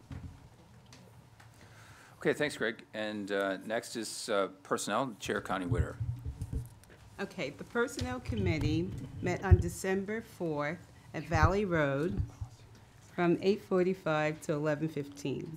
The minutes of November 6th were reviewed and approved. Residency hearing. The committee listened to a residency appeal, and it was determined that the student was not living in the district. The student is no longer allowed to attend Princeton School in the district effective January 1st, 2018. Business Office and Technology Support Specialist. The committee listened to a presentation from our business administrator, Stephanie Kennedy, on the reorganization of the business office duties. Also, the technology office has a shared service agreement with the municipality and the public library. This reorganization of the business office and the technology office shared service agreement combined will allow a savings of $44,000 for the district. Athletics. Brian Dubinsky, Supervisor of Physical Education and Health and Athletic Director, gave the committee highlights of the fall sports team at PHS. He also presented a chart of the ethnic breakdown of the students participating in each sport. AIS update. Riverside Elementary School will add a .5 position for an AIS, which is a Accelerated Intervention Service Teacher. This is a budget-neutral position.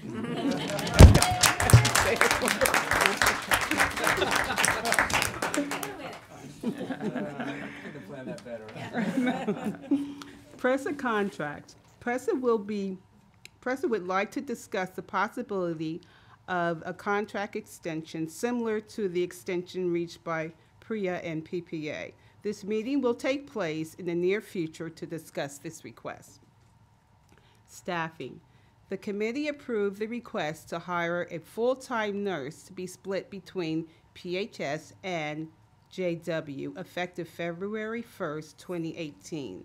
This is due to increased enrollment, increased complex medical cases, increased coverage for field and overnight trips.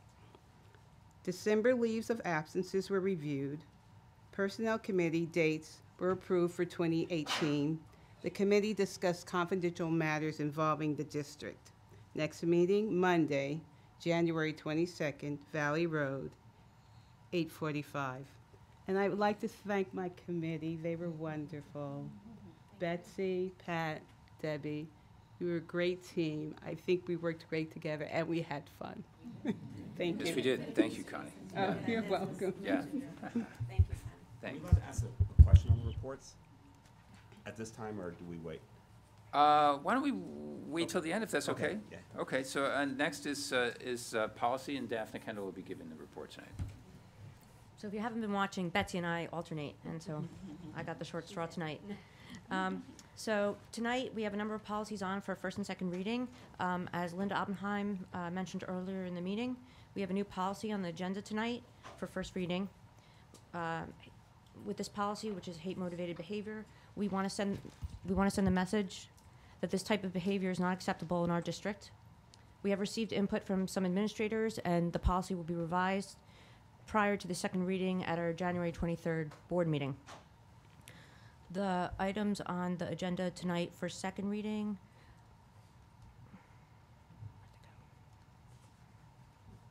Where are they now? School trips. Oh, yeah, thank you. School trips, student dress code, which we're very excited about. The goal of that is to treat all children equitably. And then we had an update to the use of electronic communications and recording devices. The next policy committee meeting will be determined after our board reorganization. Oh, I'm sorry. I blocked it out. We have one more meeting on Monday, December. I don't even remember agreeing to that, but okay. So our next meeting is, yes, thank you. Okay, thank you, Daphne. And then next is Student Achievement. Thank you. And Betsy Baglio will give the Thank you. The Student Achievement Committee met twice since the last board meeting here in this room on November 20th and December 1st. Minutes were approved and field trips were approved. The committee has tabled approval of the 8th grade trip to Quebec at this time. It has agreed to put it back on the student achievement agenda for consideration when it's been determined that district-wide procedures for overnight trips are being followed with this trip as well. And the committee has every intention for this trip to indeed take place in May as planned. The supervisor of the arts, Pat Lenahan, attended Student Achievement to share recent updates to the arts curriculum. Tim Charleston attended Student Achievement with teachers from JW to share innovative projects that are taking place in the Ideas Wing during 7th grade exploratory programs. The staff members have created interdisciplinary real-world projects based on human-centered design that seek to solve real problems in our world. One such project that was described to us was about the Instant House that was created on the lawn of JW on December 1st. If anyone got to see it, it was pretty exciting. JW Principal Jason Burra attended our committee to update the committee on a number of topics. First, he shared plans for the pilot of the advisory program, which will be launched in February of 2018 at JW. This is based on research that every student should have an adult advocate, and an advisory period will help to build this mentor-mentee relationship, and it's a non-academically based time in the day. He also spoke about the recent 8th grade trip to DC and planning for future trips, and finally discussed the possibility of adding a 7th grade-wide field trip, and the Student Achievement Committee would love to approve a trip for 7th graders soon. On December 1st, Deneen Grushaz attended Student Achievement to give an update on the DLI program at CP after members of the board visited the program on December 1st. Deneen and those in attendance discussed what would be needed in order to grow this program in the future, including a clear vision communicated by the district, additional materials, and a bilingual special education teacher for CP. The committee once again discussed start dates and school day start times, and as you know, the conversation is ongoing. And finally, an update on the math curriculum review was tabled to the December 15th meeting, so that is our next meeting. We meet Friday here in this room at 11 a.m., and the public is invited and encouraged to attend. Okay, thanks, Betsy. And now, before we move on, Bill, you had a question, and if anyone else had questions, now's the time. One question for Connie. Am I on? Yeah, I think so.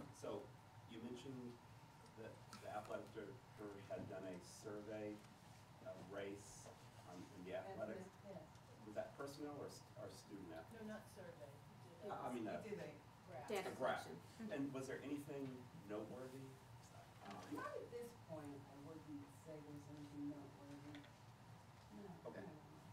Nothing standing out or anything like that? No, we just want to make sure that all students have an opportunity to participate in the sports. You know, and when you do something like you bring it to the open, you bring a graph out, everybody knows. It just kind of equalizes the playing field when it's out there, and you let people know. No punt. Oh, no punt. Yeah, no pun intended. Okay, thanks. Not at this time. Okay, thanks. Any other questions or comments on the committee reports? If there aren't any, then we'll move to item K, which is our public forum. Again, this is for agenda items only, so if anyone has any questions on items that are on the agenda tonight. Sorry, Pat, I do have one Oh, question. okay. Is it appropriate now to ask questions about policy, or are we going to do that as we move Well, policy? item L will be probably a decent time to ask about the, because Then they are I'll on the wait- agenda tonight. Then I'll wait for that. Okay. Okay, Yes. thanks. Okay, any questions or comments on agenda items? Good evening. I'm Michelle Tuck Ponder, 208 Laurel Circle, and I want to share a story my dad used to tell about a time he visited the doctor to complain about pain he had in his chest when he ran up the hill to catch the bus. And the doctor said to him, "Stop running up the hill to catch the bus." And I tell that story because it relates to me to this school time change and how we are looking at the most impactful way to address the need for kids to get more sleep by shortening the school day as opposed to looking at less intrusive options. In fact, the least intrusive option. And I say that because as a parent of a college freshman who had to leave my home and then figure out how to go to bed on time and how to get up on time on her own, I'm not so sure that we're necessarily helping our students learn to be better time managers by switching the time that school starts, as opposed to partnering with parents and families and teachers and all the different reasons why our kids are not getting enough sleep. So that's just an observation. My other comment is around the school cameras and the police department and them having access to film. And I guess my question is around, there are delineated circumstances when the police will be able to look at security camera tapes. My question is around when the superintendent and the school principal have discretion to allow the police to examine those tapes and how we make sure that the civil liberties of our children who may or may not be involved in any kind of incident are going to be protected. Okay, let me just really clarify this, that the Memorandum of Understanding, the Addendum, allows the police to have access to the live cameras in real time. If they want to have access to tapes for any reason, they need to submit a subpoena to us. So I just want to make it clear that we're not talking about access to tapes or film. We're talking about access to live cameras in a crisis situation. And there's still a civil liberties issue potentially under those circumstances as well. So I just want to make sure that we have protections in place for our kids who may end up being in that live action shot or on subsequent film that is requested by subpoena. Thank you. Any other comments on the public forum? Okay, if there are none, then we'll move on to item L, and this is L1 is a first reading, no action required on the policies listed, hate and bias-related incidents and naming of facilities. And do we need a motion for this to open discussion? Okay, so just any questions or comments on those? Yeah, I had one on the first one, the hate and bias incident. So in the second paragraph, it confuses me. It says an employee of the board who becomes aware. Shouldn't it be an employee of the board, an employee of the school, everybody? So basically, everyone is an employee of the board. Oh, okay. Yeah, it's just a legal term. Okay, thanks. Okay, and then, So- oh, sorry, go ahead. That's okay. So just in reading this, and I'm just, first of all, I want to commend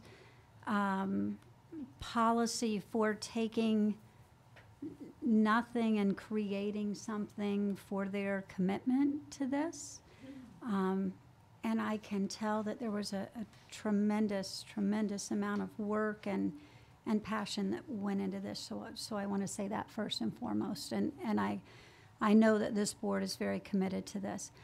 I just, as we look at each reading, I just want to be very, very careful that as one of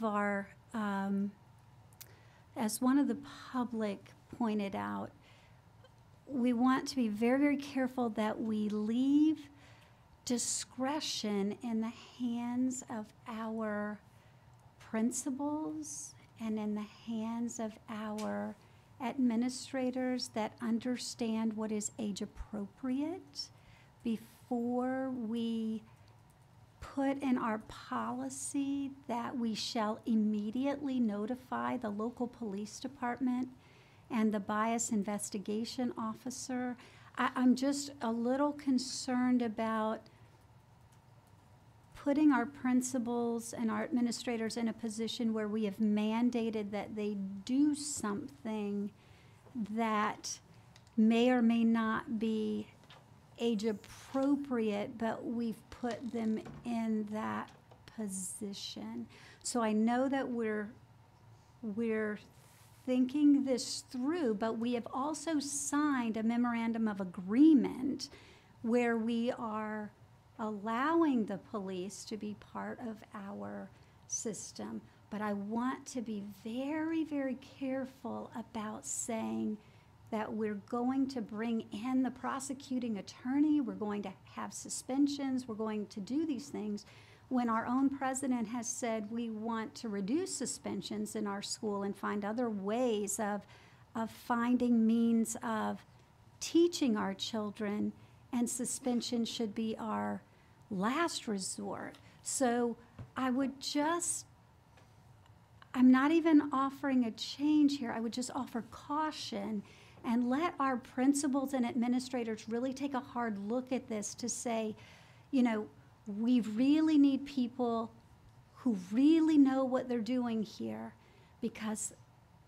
hate and bias related incidents are very, very serious. But children are children, and we want to make sure that there is an appropriate understanding of their learning development stage, whether or not they are age appropriate, if they have learning disabilities and may not understand what they are doing. So it really, really needs to be in the hands of our well-trained, well-educated staff before we start bringing in outside resources to throw the book at these children. So if I just read the policy, and mind you, I don't have heart, soul, and many, many hours into this, so I don't want to step on any toes here, but I just want us to be cautious.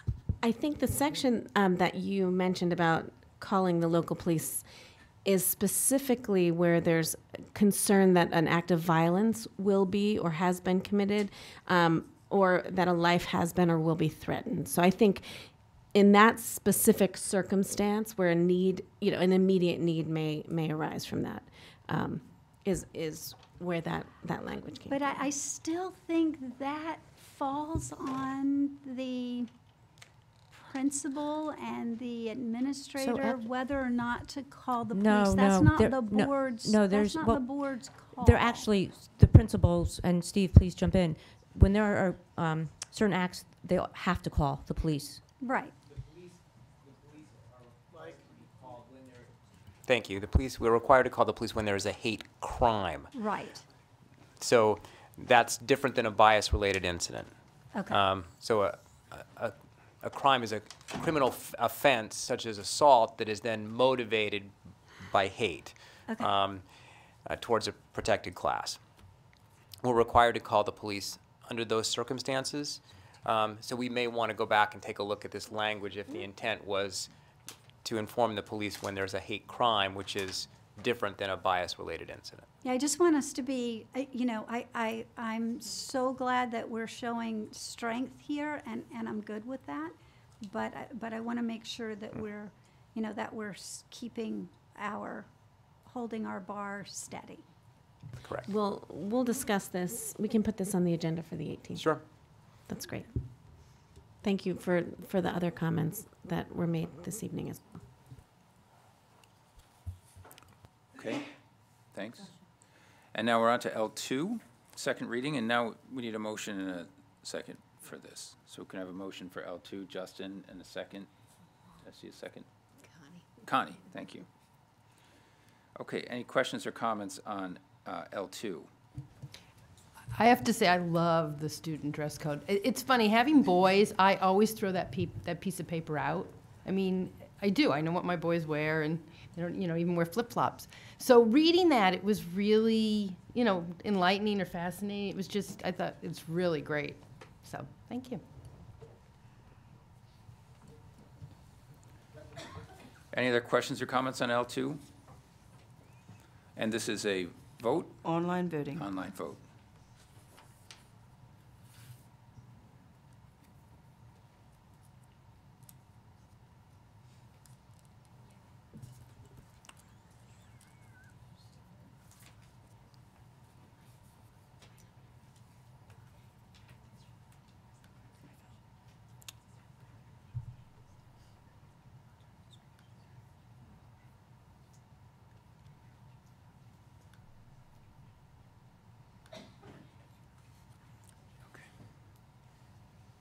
you. Motion passes. Okay. And next, we're on to personnel, item M. And M1 is another vote item. I need a motion, a second. Debbie, and a second. Connie. And this is to approve the personnel actions and addendum as recommended by the superintendent and the attachments. Any questions or comments on M1? Yes. Lou, I had a quick question. There were 2 end of assignments on the agenda. Were they leave replacements, or do we know who if there's an end of an assignment, I'm assuming there's someone taking over after the break? Yeah, one is a middle school. Okay. And someone else is taking over that position. Okay. Okay, so, great. Thank you. Okay. Any other Lou, questions? I have a couple of questions for you, if you know. The assistant girls soccer was revised, so I just want to know what the number went from and to. The number went to 5638. I just don't know what the number was before that. We approved the number before that because this is retroactive back to the soccer season. Right, I think that was just a conversion of the numbers. Okay, thank you. And then what is, sorry, I had one more question.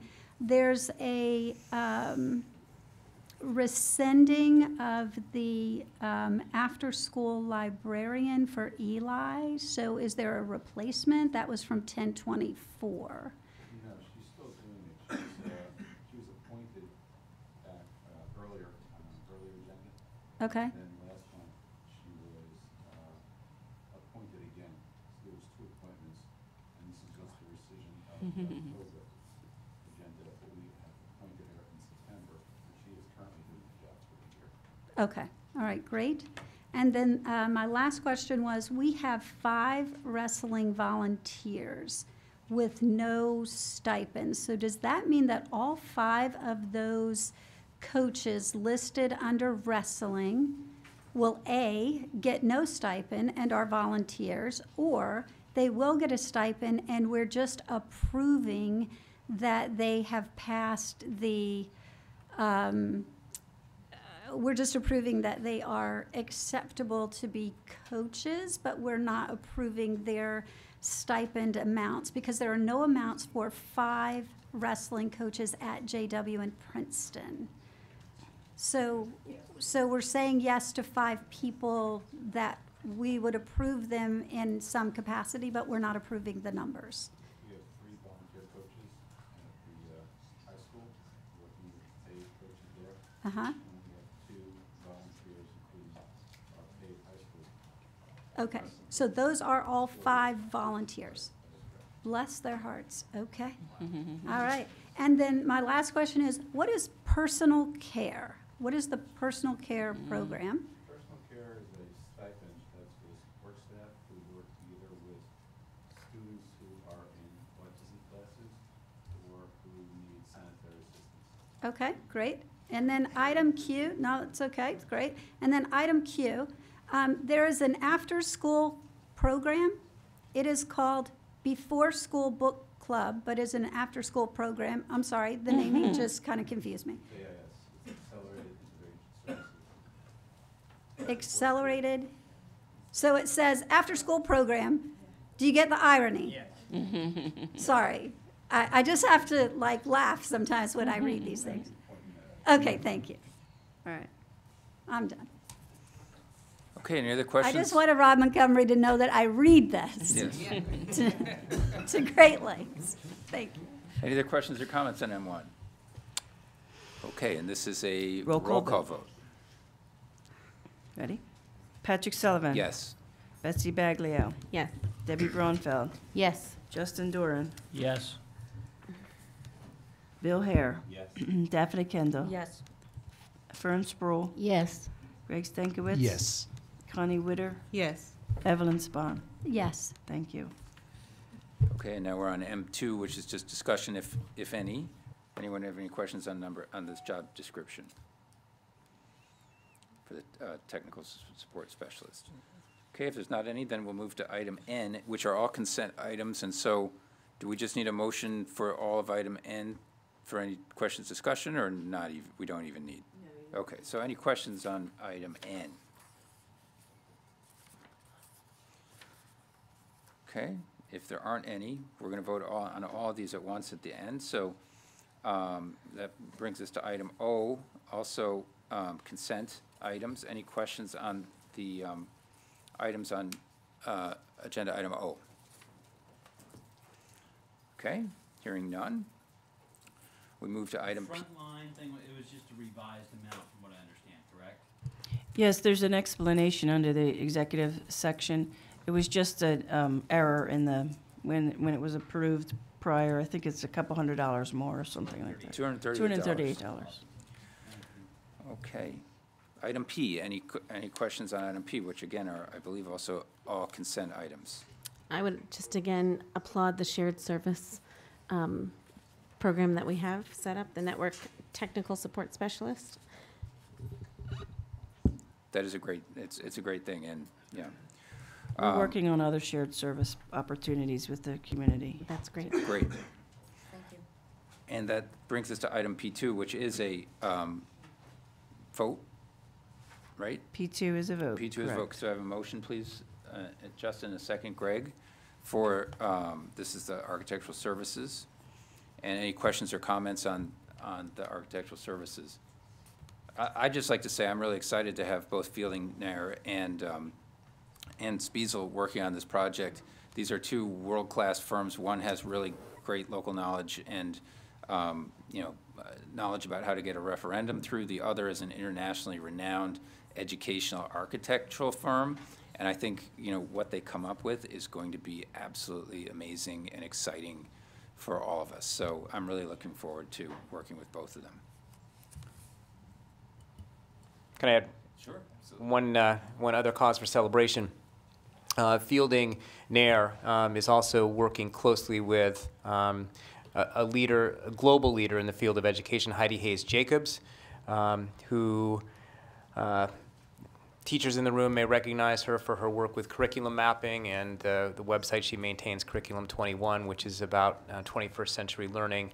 And she is leading workshops all over the world on for schools on 21st century teaching and learning, use of technology, and she is teaming with the architectural firm and will be working with us here in Princeton, working closely with our teachers and staff, not only to develop the design, but also to do professional development after the design is complete, so that we can really use the school as a learning tool. So we're very excited by that partnership as well. I'm sorry, Okay. did we have a first and a second on that? We did. It was Justin and Greg. Yep. Sorry about that. Okay, and so this is a vote, an online vote.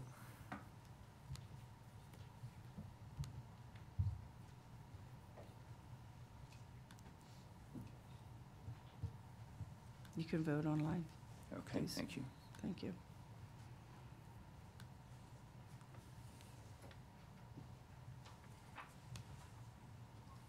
Okay, motion passes. Okay, and that moves us on to N3, or sorry, is this P3? P3. P3, which is acquisition of property, and this is to make an offer on a property. Do I need a motion in a second? Justin, in a second. Debbie? And any questions or comments on this? Hearing. I would just make a comment that you guys are doing a fantastic job in sort of scouring the available options for us. We live in a very densely populated, very expensive town, and so to be able to find something is quite the challenge. So, great job. Thank you. Thank you.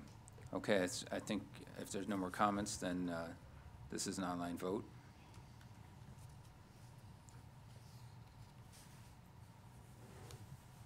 Okay, motion passes. Okay, and then item 4 is a consent item, but Greg already reached out, but just want to thank again Mr. and Mrs. Richard Levine for the $5,000 donation to Riverside. We always appreciate people going above and beyond for our kids, so we appreciate that. The rest of the item P is consent, but if there's any questions on any other item P, agenda item P items, now's the time to raise the questions. And if they're hearing none, then we're on to Q, which is the consent vote for all the consent items on the agenda tonight. And that's an online vote as well.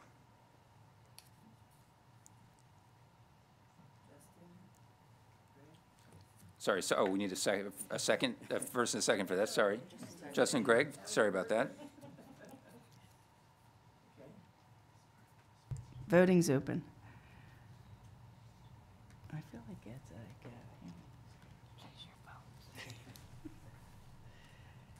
Okay. And that leaves us to the last public comment session. Again, any topic at all, if anybody would like to make a comment at this time before we close, now's the time to do so.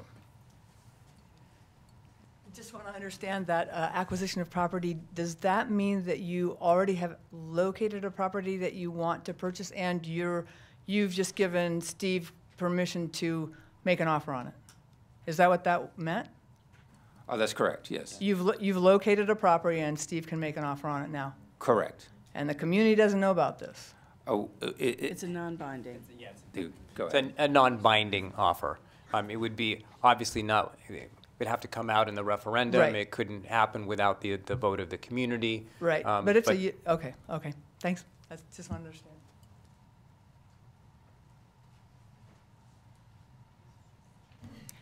You could also say that it's. Rod Montgomery from William Patterson Court, curmudgeon taxpayer.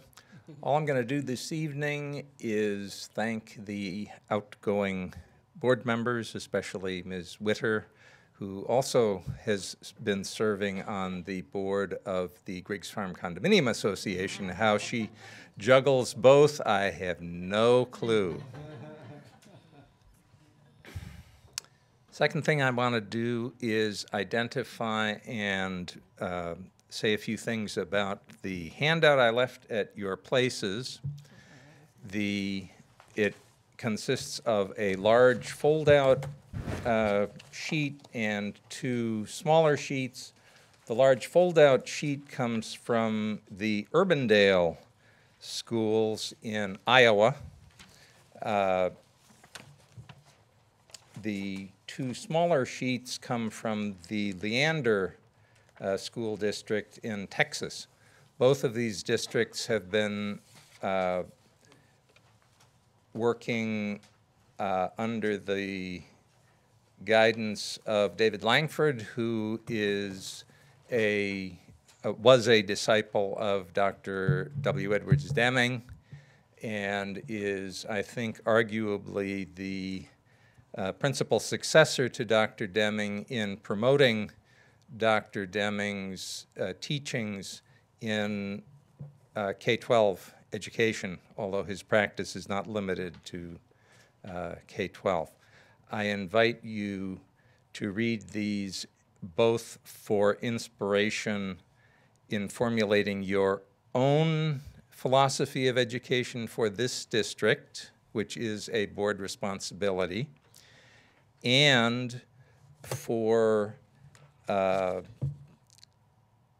and I suggest that you consider whether documents of this kind belong among the guiding documents for this district. Should you have documents of this form, if not perhaps of this exact content?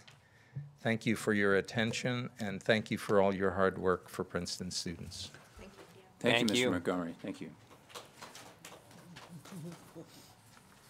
Okay, any other questions or comments from the public before we adjourn? Oh, thank you. Sorry, it's late. No worries, that's fine. Okay.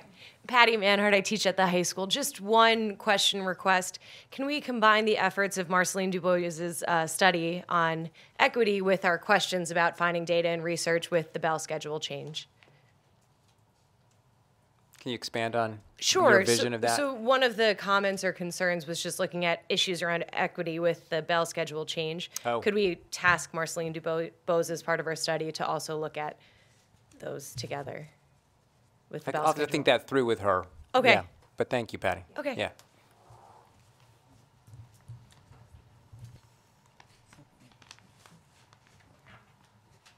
Sorry, Cecilia Burge, Princeton High School special ed teacher and also debate coach. I just want to confirm that the big Lex is in the agenda. It's been approved. I'm sorry, I wasn't paying attention. All right, we're good. Thank you so much for squeezing that in. It's we wanted to add one tournament so that more kids can qualify for the Tournament of Champions in March in Kentucky. So it's really exciting. The team is doing great. Thank you. They're doing great, and thank you for all your work on it. It's an Thanks. amazing program. Pat, I just wanted to say one more thing, just in the constant debate going forward about the schedule change and just the stress that the students are under. I would just challenge us all to maybe look at the problem a little bit differently. Students earlier talked about the culture of the school and the constant sort of push to get that A, and are we looking at things where we're really fostering a love of learning by the students and a real sense of wonder about the world, and not necessarily just for the A or the B or whatever it is, but just a real sense of learning and wonder? And is that where we're missing out? And we don't really need to change the schedule. We need to change the culture and the focus. So the kids can go to bed at 10:30 at night and still get up for their 7:50 class and start. And so we don't have all these ancillary problems that we're sort of trying to solve if we just solve for love of learning. That was actually the greatest takeaway from the Stanford survey that the students took last year. They looked at different forms of engagement for students, and our kids were behaviorally engaged. They were doing school. They were cognitively engaged for the most part. They were learning, but they weren't. Only 15% reported being affectively engaged, which would translate into love of learning. And so I appreciate the administration and the faculty at the high school who took that very seriously. And part of the redesign of the schedule is to get that love of learning into the classes. So the kids reported loving their after-school activities where they had choice, where they had collaboration, where they had real-life, authentic problems that they were solving. And so a lot of the work that the high school teachers have been engaged in this year is how do we take that authentic problem solving, that collaboration, how do we bring that into our teaching? And so the idea of larger blocks of time is all focused on doing exactly what you asked for. But we'll stay focused on that. Well, I think also it's a long discussion about changing the culture for sure, and personally, I think many of us believe it needs to be done. Having a no agenda meeting might be a start just to talk about that. I think we've talked in the past about having people in to talk to parents who, to some extent, drive that intensity around success defined in a very narrow way, and that has to change. The kids are very flexible. The students understand this, but they're living in a culture, and so we have to change that culture for sure. I think also one of the things that I've said many times is, what gets measured gets managed, and when homework is graded, it becomes something that you've got to do, or else you're not doing well, and that's changing. I think there's a lot more homework focus that will be changing over the next year, but you can't have you can't have people under the gun to do homework 10, 11 at night and still feel a love of learning, in my opinion. And also, I think we need to look at that. What we've all said, various people in the room have said this tonight and other times, that when we find people are working too hard, the first thing you do is you reduce the work, not change the time that they start doing that work. So it's important to change the schedule. I'm not minimizing that, but there's more to be done for sure. Any other questions or comments before we adjourn? I would just say that there was Steve's first speech when he came here was to redefine success. And I think we are slowly getting to a point where we might hopefully be able to do that. And there was a teacher that said, you know, kids, don't forget to do high school. You're so focused on what's next. Don't forget to do and enjoy high school. And my takeaway from the meet and greet, and thank you guys for putting those together, were and talking to the high school students, my takeaway was, guys, you know, how do we refocus on doing high school for knowledge, not to go to college? Like, how do we do that? How do we make that shift? They want it. They really do want it. But how do we get there? And I think we're on our way. I'm hopeful. I'm very hopeful. Okay, thank you.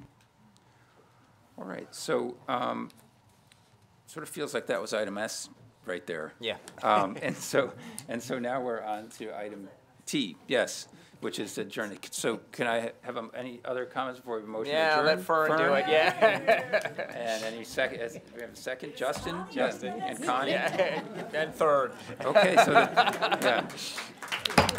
Meeting's adjourned, thank you. It's unanimous. Yeah.